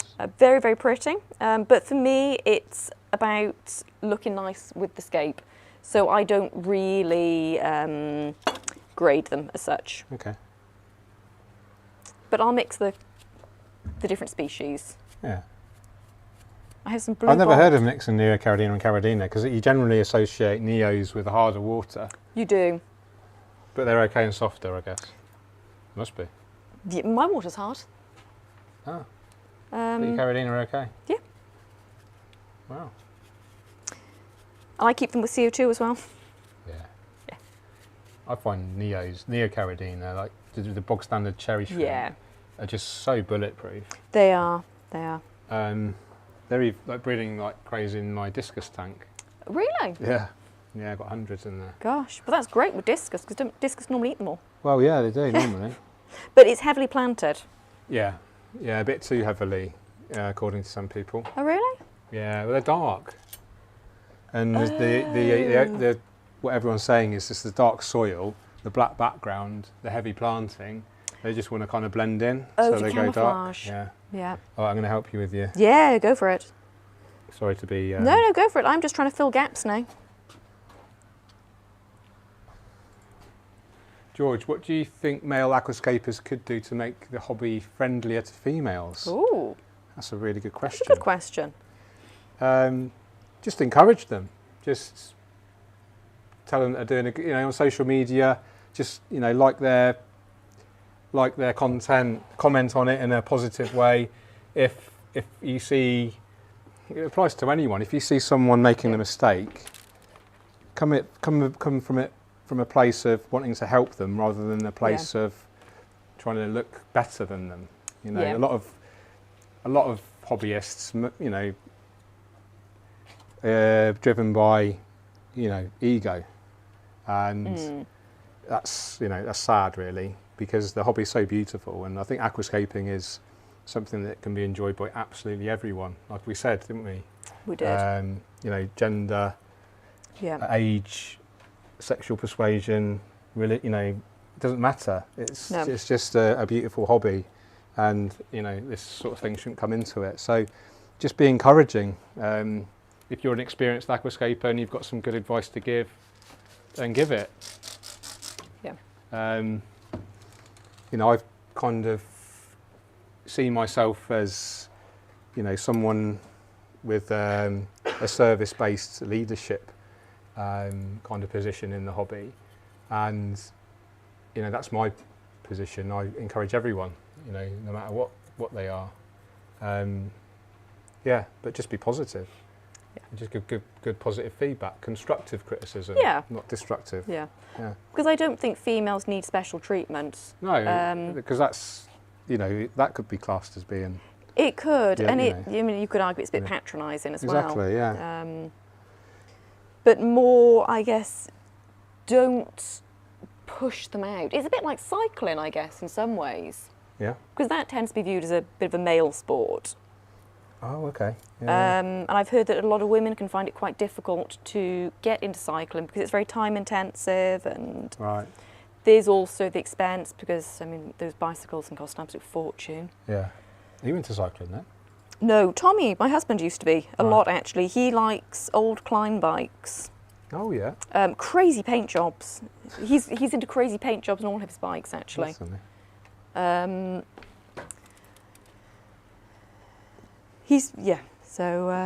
I just think encourage the females or the male, whoever, and don't necessarily give too much advice or tell them how to do something, with too much detail. Just give them maybe, a broad sort of range of options and let them kind of pick. Exactly, and make give mistakes. them choices. Yeah, and let them make mistakes, because people need to learn themselves as well. You can't just. It's the best way to learn. Yeah. Exactly. Kill a plant and then work out what you did wrong. I always think the Tropica website is actually quite useful with the individual plant pages, where it gives a lot of advice on the light and the hardness, temperature. Yeah, exactly. I always tell people online to go to the Tropica website and look at the plant list, look at the inspiration guide. Yeah, I'd also encourage people to look at the UK Aquatic Plant Society forum. If they're not already on there, that's one of the better. Yeah. A bit biased because I did co-found. Of course. But it's a really good resource. It is. Sponsored by Tropica as well. Oh, is it? Yeah. How is the forum going? Good. Is the forum still surviving? Still very active. With Facebook? Yeah, I've kind of let the moderators and the admin run with it. Yeah. I don't really have much to do with it anymore. I keep an eye on it, of course. Yeah, well, it's your baby. Yeah, but it's doing really well. Oh, that's We've got our own Instagram page as well now, which is doing well. Oh, do you? Yeah. I didn't know that. I'm in the Facebook group because, I'm an Aquascape. Yeah. How are we getting on? I think we're nearly done here, to be honest. I'm struggling to find space to put things. Yeah, we're nearly ready for the path. Yeah. And the grand reveal. Ooh. I start trying to get these individual. Yeah. I'm going to put this here. I'm almost out of the HR as well. Can you see any spots where I can put a few stems? There. Back here, maybe? Yeah. Yeah. Because the beauty of this is once it's trimmed, it will fill out as well. Yes. And how often how long do you wait before your first trim? Carpet plants I trim when they're 1 centimetre high. Okay. Quite, Why is that? because they send out side shoots Okay. and they end up growing horizontally the more regularly you trim them in the beginning. Yeah. So I normally trim a carpet the first time Mm-hmm. after between probably 5 and 10 days, Okay. which is quite early because a lot of people say leave it, Yeah. but then they get leggy. Yeah. Whereas I find that it's always had a trim by 14 days. Yeah. And it's quite often had a very light trim, pretty much almost individual plant. I kind of go through and assess quickly with my scissors and trim things quickly. Mm-hmm. And then after 2 weeks, it starts to get more regular trims. Yeah. Interesting. And stem plants, when I've got maybe 3-4 centimetres growth. Really? That's seen. Yep. Some because I've had a lot of people wait till they hit the surface of the aquarium. Yeah. Well, it depends on if I want to replant the tops. Ah, okay. Because I might leave it to, say, 12 and take it down to 3 to 4 centimetres. Ah, okay. Yeah. Yeah. Should we do the sun pathway? Yeah, we could do. I'm just wondering if we should actually sprinkle a bit of soil powder maybe over the top.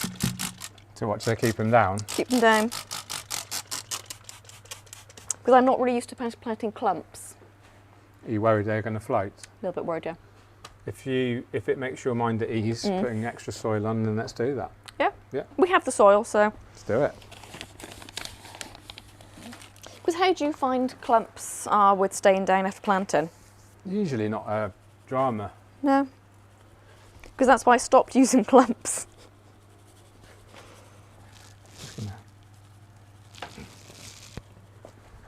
I'm sure it'll be fun. We can always replant them as well. It's not a disaster. I think it's very rare that there's ever anything going so wrong you can't fix it Yeah. with this. Even algae can be fixed usually. Indeed. That looks nice. Do we take it out now? Yeah, because I think the so. sun's going to kind of fall down Fall naturally, down. isn't it? Yeah. All right, this is the moment of truth. Yeah, and we can add more sand if we need to. If you go that side, we'll Yeah. lift together. Okay. Okay. Yeah. Should we lean it back? Yeah. 3, 2, 1, lift. Yeah. Oh, That's looking quite professional. not bad. And do you want to do, with your delicate touch, would you like to do Delicate the sun touch. pathway? No pressure. No pressure, exactly. Okay. Should we move the light all the way forward now? I think I can actually get underneath. Okay, whatever. So, should we? Start from there and work your way back, I'd say. Yeah. I've never done this technique before. Really, I think I'm actually going to start here Yeah, in the middle, go for it. just to give me a bit of a guide as to where Really? it's falling. Do you want to go a bit quicker?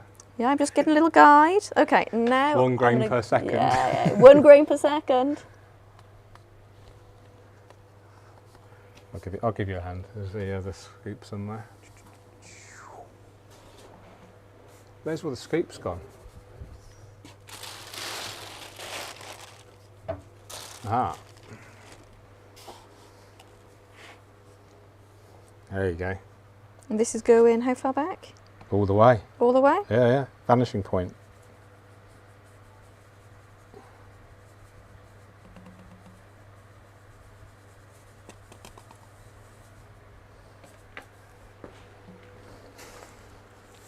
This is where we need to get our viewers to critique our sand path. Don't ask for that. No. Think they'll be harsh? Yeah. Does it look a bit too straight or is it okay? It's okay. Yeah. Yeah. Do a bit more around here though, because we can see the soil. Yeah. Yeah. And then I'm going to start doing some detail. Yes. Yeah. You carry on with your. Oh, that's looking quite nice, and cover that a bit. Just cover all that up Yeah. here so we don't see any of the ugly black stuff through No, it. yeah. Yuck. Let's do a little position. Mm-hmm. So this is a kind of regular sort of gravelly can't remember the name of it, but we got it from Unimati, and it kind of harmonises with the stone and the sand. And then we actually have another grain size smaller than this to act as another transition, just to get this beautiful natural effect, hopefully. Yeah. And this is where hopefully the scape starts to really come together with these details. Yeah. I was a bit over enthusiastic with that one. Do you want me to hide it with some sand? Yeah. But I can actually probably You can probably just flick it. flick it back a bit, yeah. It'll add to the look. Yeah. I quite like those stones. I do. I'm quite Yeah. pleasantly surprised.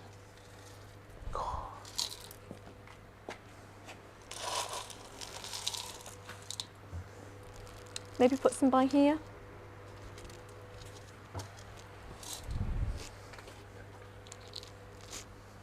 Definitely around there, yeah. Like to cover the sun front, you can put the stems. What's this? Maybe put some here, possibly. Maybe over here, because this plant should grow up here. Yeah, we're going to do possibly. some there. Yeah. I'm going to do it basically all the In the shadow as well. yeah, maybe? yeah, all of the where the sand and the soil meet. That's where we Yeah. put it. Otherwise, it looks unnatural. It does. Do you want me to sprinkle some of the medium Yeah, grey? yeah. Yep. Best tools in the world are your hands. They are. Don't have to use fancy bonsai. No. scoop. Shall I just sprinkle in between? Yeah, Oh, that's nice. yeah. And you think we know what we're doing. They would, wouldn't they?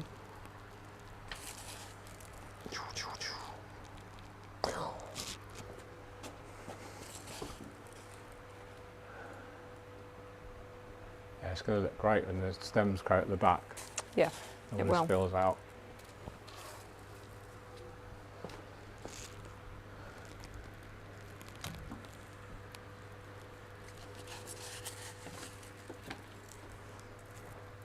Use a tiny rock to cover the sponge of the front. Yeah, I can see that, mate. Mm. A tiny rock. Yeah, good idea. Accent rock.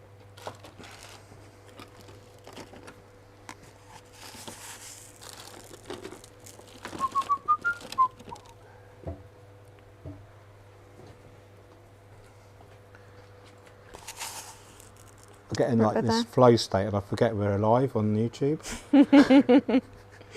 That's a good sign, I think. Yeah. I always find it's really relaxing rescaping a tank. Yeah. Cleaning it's horrible when you have to empty all the soil out. And Oh yeah, all when you that actually stuff. strip it all down. Oh god, yeah. Yeah. I was chatting to my mate earlier, Mark. In fact, he asked a question earlier, and he was having trouble with being motivated because his tank was looking pretty minging. Worse than my 90? Yeah. Oh, wow. And I just said, just strip it down. Yeah. Start again. You'll get motivated by stripping it down. You'll get a blank canvas. Yeah. Yeah. And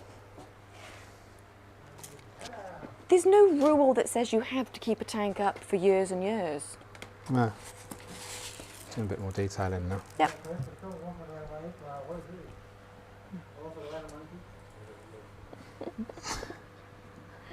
That's funny. We're live. Yeah. Do you want more detail with these? Maybe a bit around this rock? Yeah.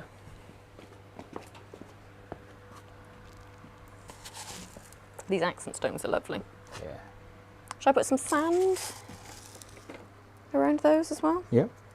This medium grain maybe? Yeah, that's it. Yeah. Get that to The HRA should spring up around here as well. we're ready to start filling soon. Ooh, bit exciting. It might sound a bit more Welsh in that time as well.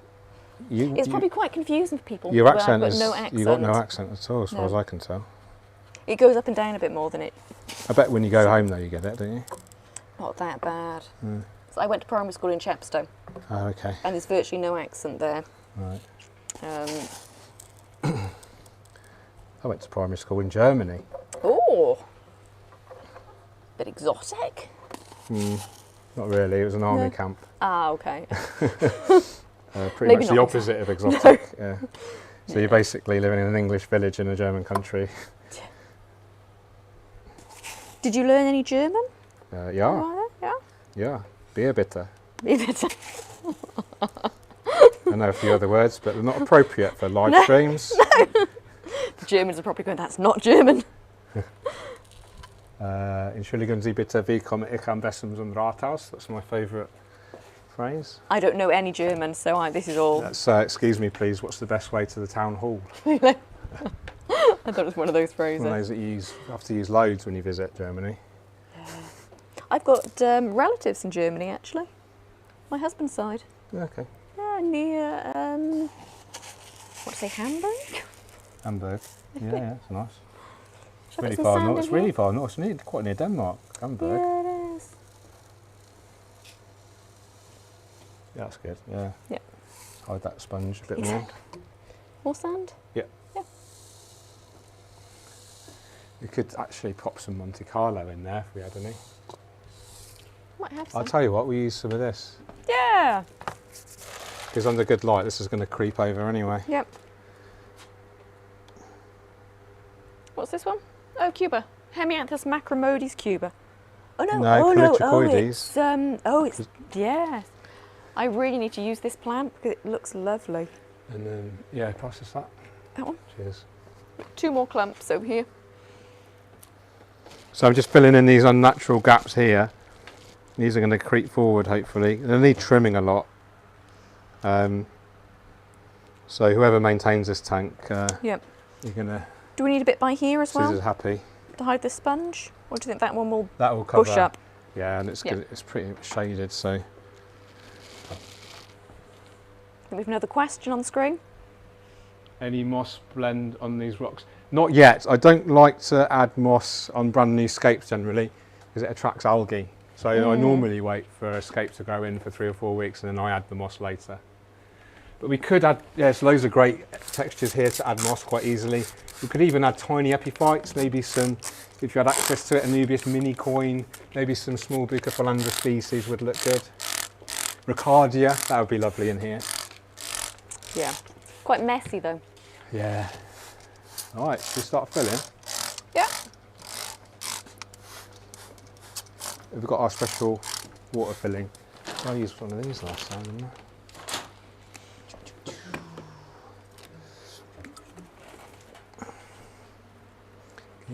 Should we move the light all the way forward, We need Sarah? plastic sheet in as well, don't we? Yeah. In fact, leave it there for now because Yep. we'll need to put this sheet in. Okay. Yeah. You've got really clean hands. I'll let you do all the hard work, sorry. Yeah. Equality. Use a sponge as well. Yeah, that's a good idea. Sponge would be good, wouldn't it? I should have brought my colanders. Is it red? No, I've got. It's I've not a got. colander. I've got nesting colanders actually. Nesting colander. Nesting. They were in the bargain section of my local supermarket. Hopefully that's going to work as a colander kind of thing. So if I just turn this now. Yeah. Oh. Oh. What's wrong? It's still, you can see if you come is to the it? front. It's, Is it not good? You can put the bag on. Bit too Can extreme. we get a bag as well? Yep. Underneath. Do you want to use? Yeah. Yeah. and, Oh, that's a nice soft plastic one. Do you have a preference with the thickness of plastic for your bags? no. I use my red colander usually, so. Do you need to pull that round on the side maybe a bit more? So I've gone what we back. do on the first water change, we'll actually siphon out all of that soil from the top layer of that cosmetic sand and then just replace it with some new Yeah. probably. And it's the big kind of, I guess, con, would you say, about these white sand on aquariums that people use in competitions? That every picture you take, you always clean out the excess soil Yeah. and redo it. Yeah, it's not exactly a low maintenance. No, but I use it in my garden. The soil. Yep, and the excess sand. I've got a Okay. mole problem at the moment, Okay. so I keep having bits that collapse in my garden for the mole burrows. Yeah. So I'm using the leftover soil in my tanks and sand to fill things in. Makes sense. Yep, we have Should a we get- question? Oh, I'm thinking about adding sand to an existing scape. Any tips to do that without completely stripping the tank down and starting over? I'd like to keep my inhabitants enjoying the change as possible. So if you're adding sand to an existing scape, then that's absolutely fine. You can add the sand on top of any existing substrate you have. That's no problem. Yeah, that's as simple as that, really. Yeah. Sand's inert, Yeah. so it's just a cosmetic thing. It is. Yeah. I sometimes use a plastic bag, a food bag with a little corner cut off. Put my sand in there and pour it in, because obviously the sand is dry when it goes in and it just explodes everywhere. Yeah. So I direct it with the bag. Okay. Or I make it wet and I kind of shovel it in with my hands. Yeah, whatever works for you. Yeah. It's one of the things about aquascaping. It's like you don't have to follow. You know, you can make your own way of doing stuff. You can, can't you can. And most people do. Yeah. It's part of the fun. It part, is, part it of the is. process. It is. We've seen it with the plant prep. Yeah, We both do it completely differently. completely differently, but we both still ways have work. good results. Yeah. Yeah. Should we get a couple of seats and do some Q&As while this is filling up? Yeah. I don't know about you, my legs It's are going to tired. take a while. It's going to take a while, yeah. I spray my hands and wipe them on the towel. That's a good idea. Yeah.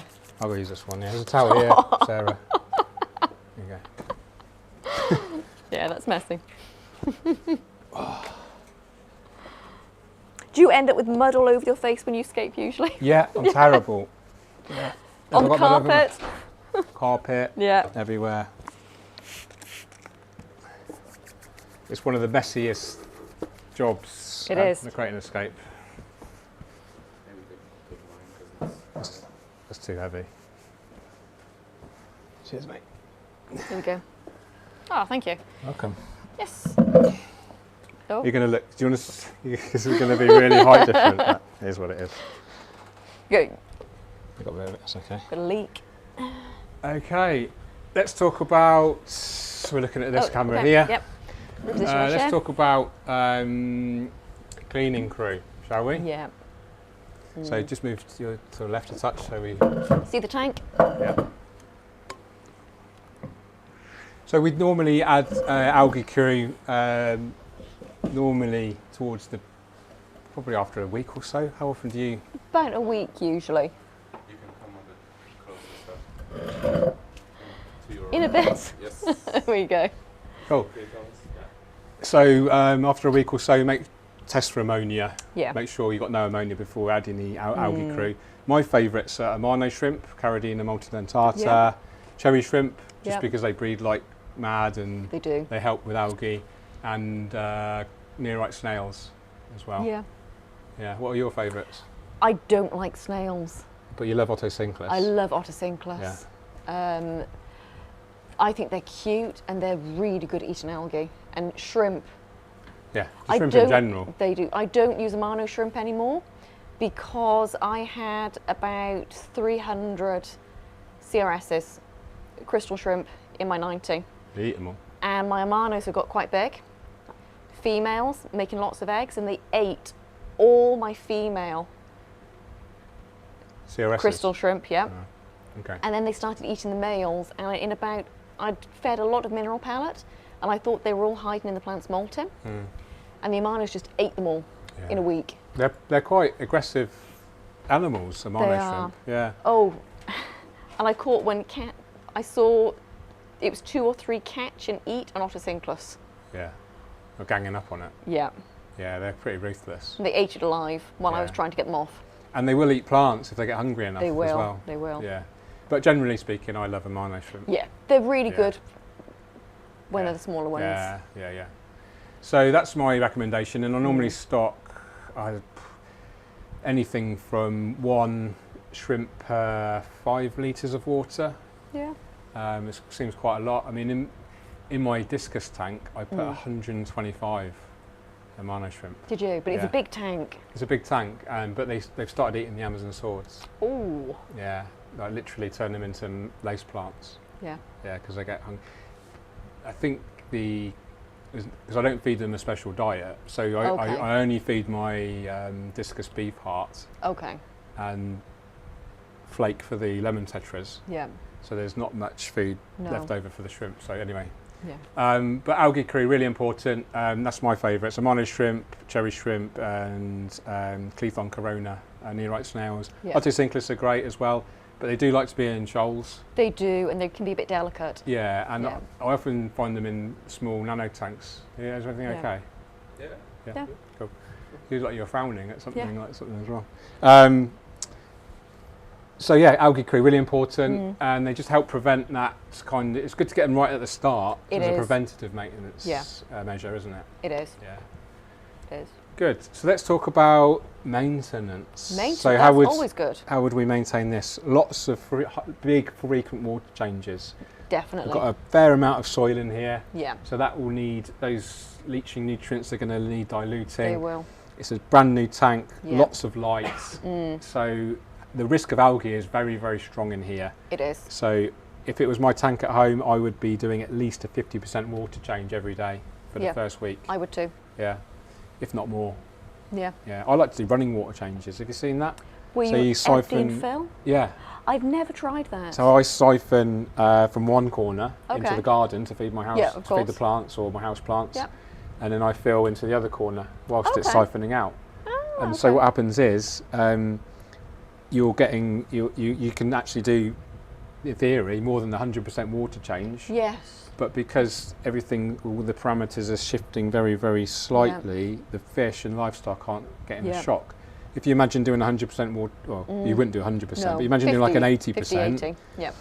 and then you fill it up with 80% fresh direct. That's It can be a big shock. yeah. So I like Yeah. the running water change method, especially in bigger tanks. Yeah. So lots big frequent water changes, and I'll be dosing a liquid fertilizer from day one Yep. because it's got so many. That one as well. 1-2 grows in here. They need, like we said earlier, their baby plants need a lot Yeah. of food. They do. So I would go for the specialised nutrition Yeah. that contains extra nitrogen and phosphorus. Because there's no livestock in here, there's no source of nitrogen and phosphorus apart No. from the soil with the nitrogen. So dose that from day one. Yep. If you have conversely you had a low energy tank, easy plants, a fair amount of fish, Yeah. you can use the premium nutrition. Some people like to mix them. Yeah. In fact, the guy that works here likes Yeah. to mix them up to get his own special recipe.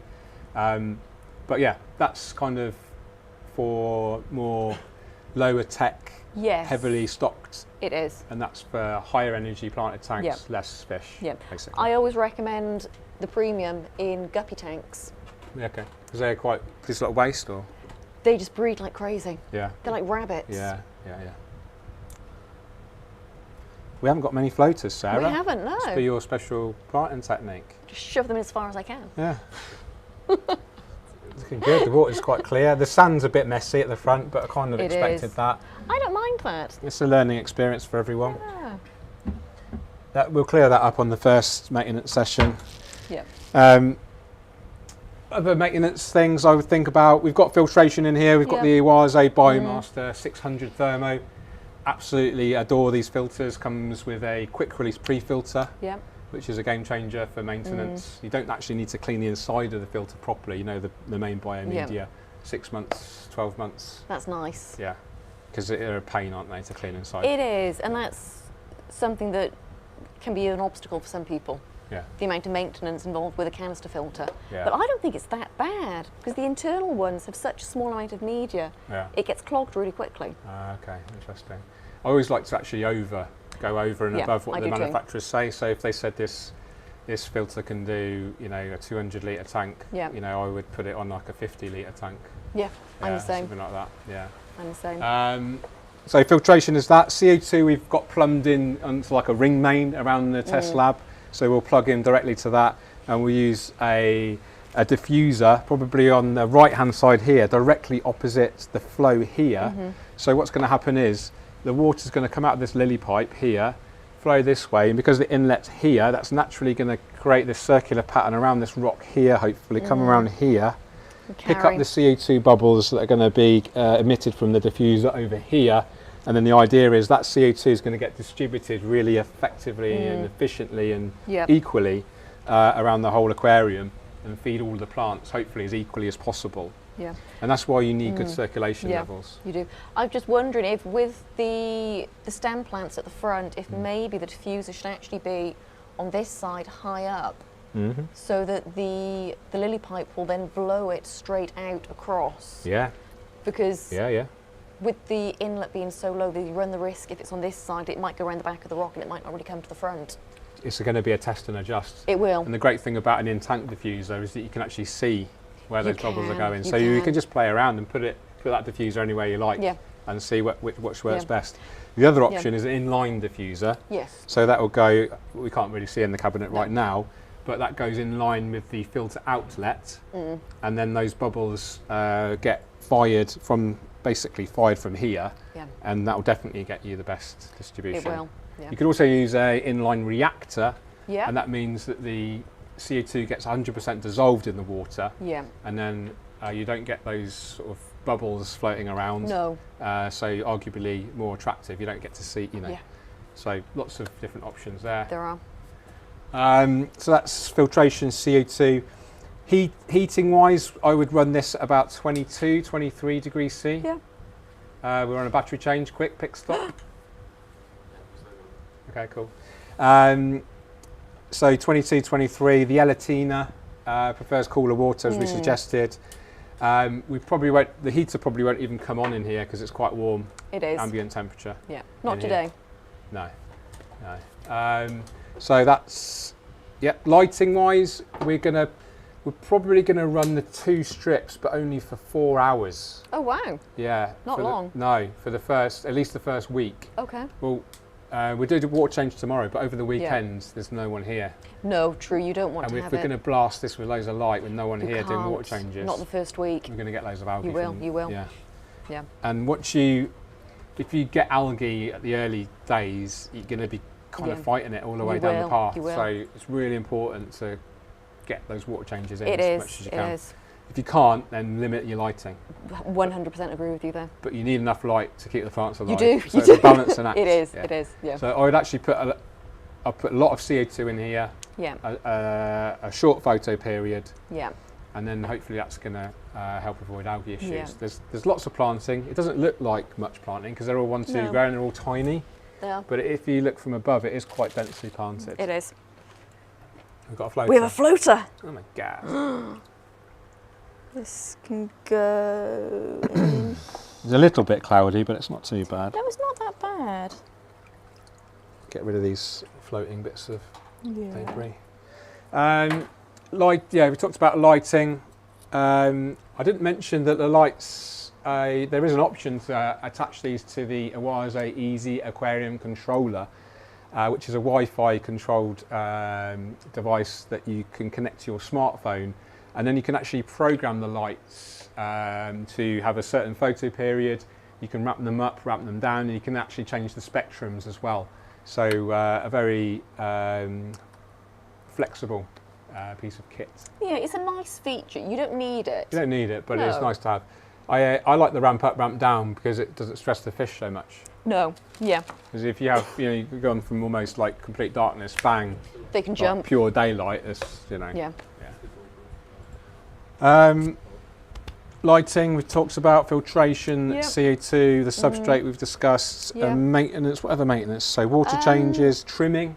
Trimming and cleaning the rocks. You talked about trimming already. Yeah, Yep. rock cleaning. There's a lot Yeah. of rocks in here. There and is. there probably will get algae on them. Yeah.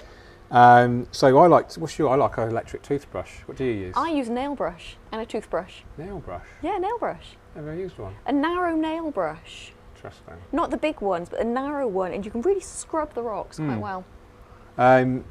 So yeah, you might want to keep the rocks clean. That's one of the reasons I know you don't like snails, but the Clethon corona snail in particular, great at keeping the rocks clean. Yeah. And they don't lay as many of those stubborn white eggs. Exactly, those eggs are hard work. Exactly. So other algae preventative measures would be, we've talked about it, water changes, limiting Water the light changes, photo period, right. good amount of CO2, make sure the plants have got enough liquid fertiliser. Exactly. Not too much light. No. Lots of plants, make sure they're Lots healthy. of plants. Anything else? I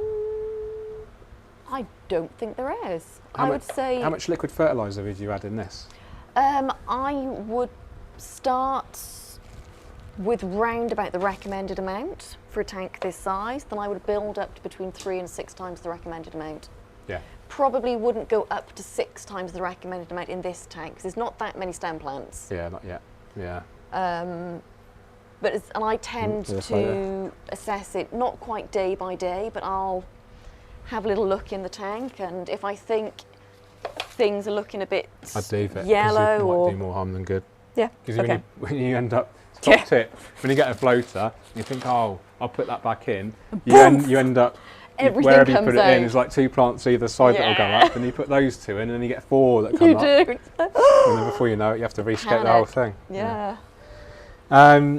So that's pretty much maintenance covered, I think, in a nutshell. Yeah. CO2 and light, we've talked about how many hours. Ryan, yeah, okay, cool. Oh. Is it not going to wreck the scape, is it? I don't know. Let's get that air out. We are going to be doing follow-up videos on all of our scapes. So we've done the classic nature aquarium last month. There's been an update video on that already. There will be a follow-up as well on that. That's growing in really well, I have to say. There will be a follow-up on this as well. And we'll keep doing the follow-ups until the scapes, complete. And we're going to be doing these every month. So there's going to be a lot of scapes, a lot of updates coming on YouTube. So you can look forward to that. So make sure you are subscribed. I know you're watching on YouTube right now, but if you're not subscribed, please do so. And if you've got any friends that might be interested in aquascaping, it's a beautiful hobby. I don't think there's anyone that doesn't appreciate a good aquascape. No. There's so many people out there who've never seen one. I know. I think that's the tragedy, right? I'd love to see aquascaping on TV or mainstream media. Yeah. That'd be great. Yeah. Livestock selection. So we talked about maintenance. Yeah. One of the most joyful things, I think, is choosing the fish. I love choosing the fish. Yeah. What fish would you put in here? Nano fish is what I would go with. Lots of nano fish. You can get a nice tight school. Yeah. And we do actually have a video on how to choose your fish. So let's go over to that right now.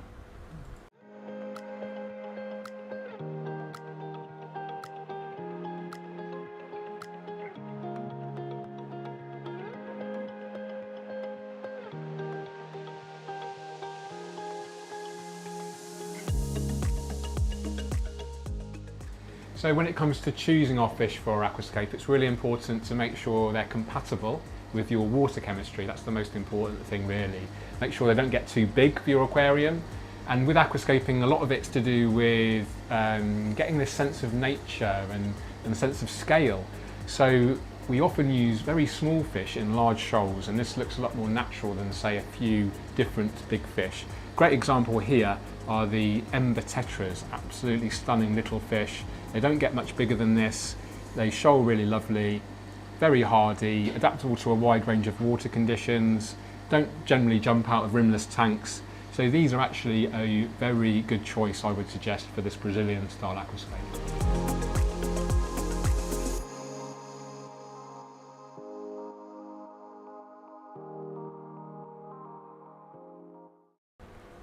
So we have a question from Rachel, and she says, how many bubbles per second of CO2 would we put in here?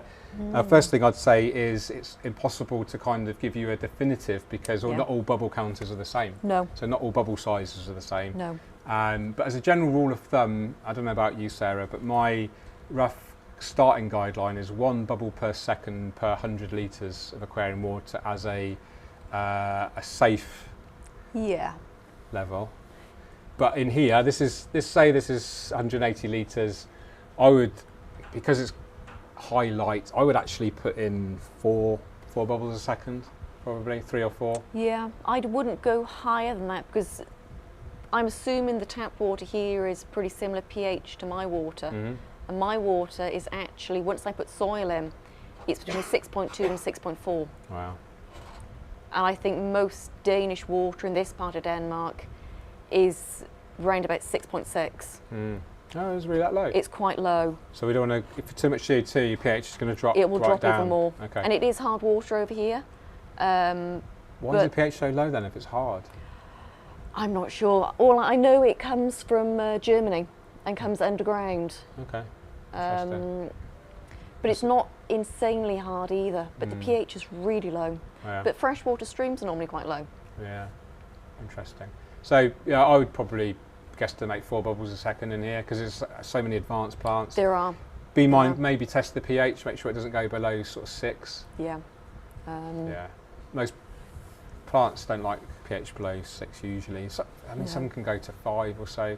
Yeah. Some people talk about bacteria dying at really low pHs. I don't know I've if seen you've heard that about actually. that. Yeah, I've actually had that happen. like a pH crash. I've had pH crashes when my bubble rate's been too high. Yeah. I think we're going to be ready to turn the filter on soon. Maybe. Is there a net? Do we have a net available? Must be a net somewhere. Could be a net. There'd be millions of nets. So, I might actually only go with maybe start with a bubble every 2 seconds. What? Yeah, I'm actually quite low. You're quite on my conservative. I'm quite conservative with my CO2. I'm not. I'm like get it in there. Yeah. But I have hard water, so I guess I get away with it more. But I also look at my fish as well. I use my fish as a guide. Yeah, that's a good point. I check the gills and I look to see what the activity is like on them. Yeah, yeah. Yeah. There you go. Shall I do the do the net? This is a pretty bad net. I know. It's got holes in it. It's got holes. There's holes in my net. Should we do giveaway winners? Yeah, or we're waiting for the tank to fill? Yeah, let's wait. Now? Okay. Am I looking at this camera? Yeah? Okay, time to announce the giveaway winners. So exciting. I bet everyone's on tender hooks. So, the first question was, what was the theme of the first TropicaLive Aquascape? And that was nature style, classic nature aquarium style. And the winner is Emily Graham Media. Congratulations. The second question was, what is the name of this aquascape? And it was Journey to the Peak. And that's Jens Winter, or Winther. Congratulations. And number 3 question was, how many, that's the wrong answer. Oh, because there's some missing. Very good. Ooh. He must have, yeah, that is interesting. So I bet he's the only one that got it right, isn't he? Only a few there. Right? Only a few. Congratulations to, excuse me if I pronounce your name incorrectly, Mitrash Andri. And the correct answer was 110, and I assumed it was 122. So congratulations. So you have to write your email to there's a banner that you can see on your screen right now, which is, I think, live@tropica.com. Email from your YouTube registered account, which will be a Gmail account, and we will get in contact, and you get in contact with us, and we will send you some Tropica merch. Congratulations. Thanks for joining along. Woohoo! We need some fancy sound effects, Thomas, on like a... We'll do that for next time. Yeah. Otherwise we'll just... part of the feedback. Good. Excellent. Well, we're nearly there. We can probably turn this on full whack now, I reckon. Should we take maybe out not. the bag first? Yeah. Do it gently. Yeah. I'm going to... Have I missed any big clumps of plants? No. It's looking good. I'm going to try and put this filter on. I'm going to take this out first, actually. Do you want the light at the back? Yeah. Yep. Is this off now? No, it's not yet. Not yet. Ooh. We're all right, we're good. I've got the Do sponge. you want to take the plastic bag out? I'll hold the sponge here. Okay. This is always nerve-wracking. I'll let you do it, so if it goes wrong, it's not my fault. Oh, thanks. Jokes. Bit harsh. Yeah.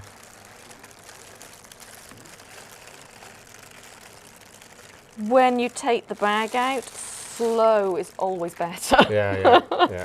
Don't rush this part. Gently catch a monkey, as we say. Yeah. It's a little bit cloudy, but that's going to clear out once the filter's on. It will. Do you want to turn it on for us? We just need to plug it in. Okay. Dry my hands because electricity and Water aren't the best water. combo. Not the best combo. It's the one without the label on. That's the heater. So it's the same. Heater. It's not, it's the one without the label. It must be this one. I did have it lined up, but it's obviously moved. There we go. Oh, it needs a bit of a push. Do you want to prime it? Yep. Is it a push button? Yeah, just push it really hard. On the left, on the left. That's that it, one? yeah. Oh, that is a bit Quite hard. stiff. Yep, we've got it. Oh, it's not that bad actually. it's not better than some other brands with polymer buttons.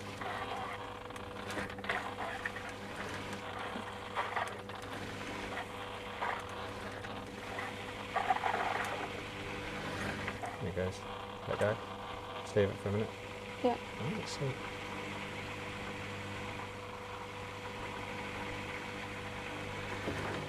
Just leave it. Yeah. That's it. Just leave it. Shut the door. Shut the Just door. check for leaks. No, it won't, Yeah, it's it fine. won't leak. It's in the Oase. You did open it up. Okay, shut the door. Yeah. Nice cabinets. They are nice, aren't they? I like the soft touch. Yeah. It's like, ooh, it's like an expensive kitchen. I prefer them to that famous Japanese company's cabinet. I don't have any of those. Oh yeah. No. I've got some homemade copycat versions. A lot of air bubbles, Yeah. isn't there? A lot of air bubbles. It's like one of those fancy, expensive gadgets you can get to give a smoke effect. Yeah. An awful lot of bubbles in there. Yeah,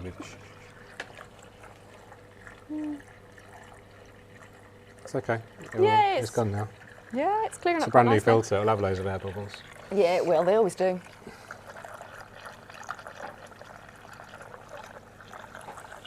Do you ever have your lily pipes above the surface of the water to clear off the biofilm? I don't have lily pipes. You don't? No. Really? Oh, I don't have rimless tanks anymore. Oh gosh. Yeah. Okay. Yeah, all lidded. All Oase. Ah. But I have a ScaperLine 60. Okay. It's actually at a friend's house, Oh, which we're going to scape together at some point soon, hopefully. very nice. And we can put... No, we can't because it's going to be overexposed.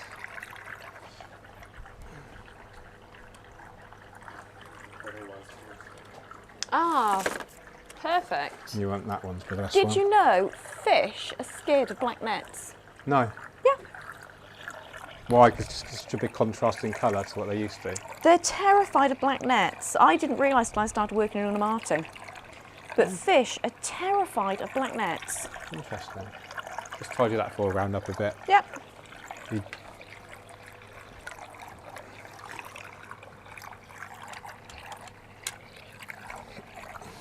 Can I get in here as well?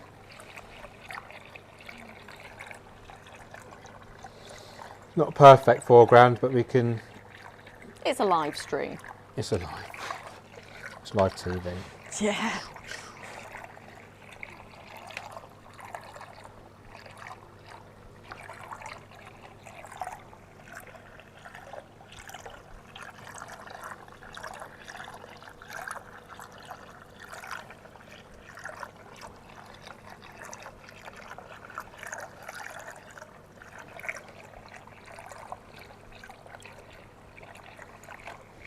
This is your perfectionist moment.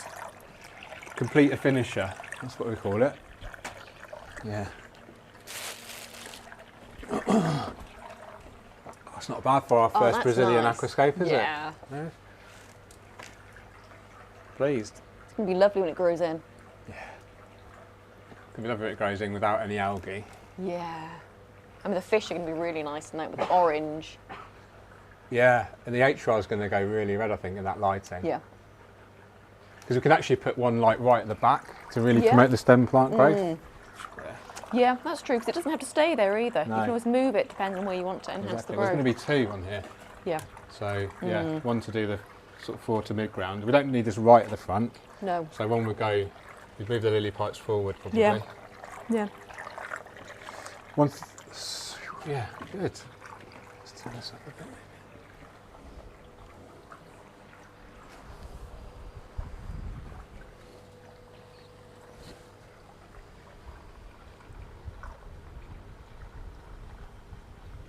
Nearly there. Nearly there. Just clean the front of that glass off. Yeah. You do it, yeah. Good. Got it. Oh, I'm excited. Yeah. What a lovely time. What a lovely soap. Thanks, Sarah. Oh, you're welcome. It's been good fun. Yeah. Okay. We'll wait for that to fill up and then we'll say our final thank yous and cheerios. Sit back down again for a minute. It's going to take a few minutes. Make it look extra pretty. Yeah.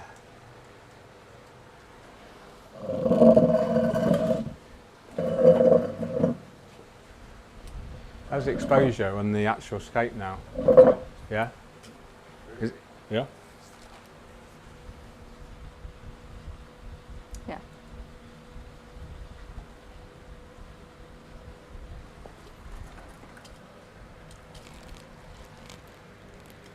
How high do you want to go with the water? Because we're close to the... Yeah, we're nearly there. Nearly there.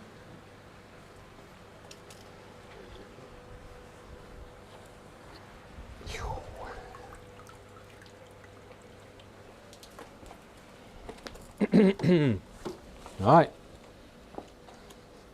I like it. I'm relieved. Yeah, it could have gone horribly wrong. Yeah. It's big rocks and a glass tank and... Yeah, there's lots of room for error, I think, There with is. this style of scape. Okay, good. So that is the scape complete. I'm really happy with it. You're Yeah, really happy with it. I I am. hope everyone's watching is happy with it. I hope my boss is happy with it. Yeah. I've really enjoyed myself. I want to thank a few people. First of all, Oase for supporting this project with this beautiful Oase ScaperLine 90, complete with the lighting, the filtration. They've been really helpful and supported us on our previous one as well. So really grateful for their support on the last two TropicaLives. Thanks to Unimati for supplying these beautiful stones, some of the best stones I think I've ever used personally. Really, really happy. And thanks to who else? Thanks to the Tropica team, of course. My colleagues Thomas, Radu and Jonas in particular, but also the entire Tropica team. Everyone's been working really hard behind the scenes to make this event possible. So thank you so much. Personally, I'm really, really grateful.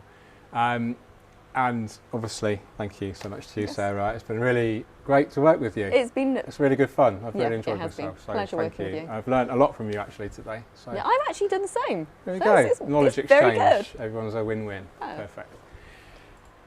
I'm just checking my notes because I'm a little bit tired now. So Yeah, it's getting late. thanks to the audience for Yes. watching, for staying with us. Hopefully you've enjoyed it. Make sure you subscribe to the newsletter if you haven't done so. If you are using any Tropica products in your social media posts, then don't Yeah. forget to use the hashtags Tropica Aquarium Plants, Yeah. made with Tropica. And if it's anything to do with the workshop, if you've been inspired by anything we've done, use the hashtag TropicaLive.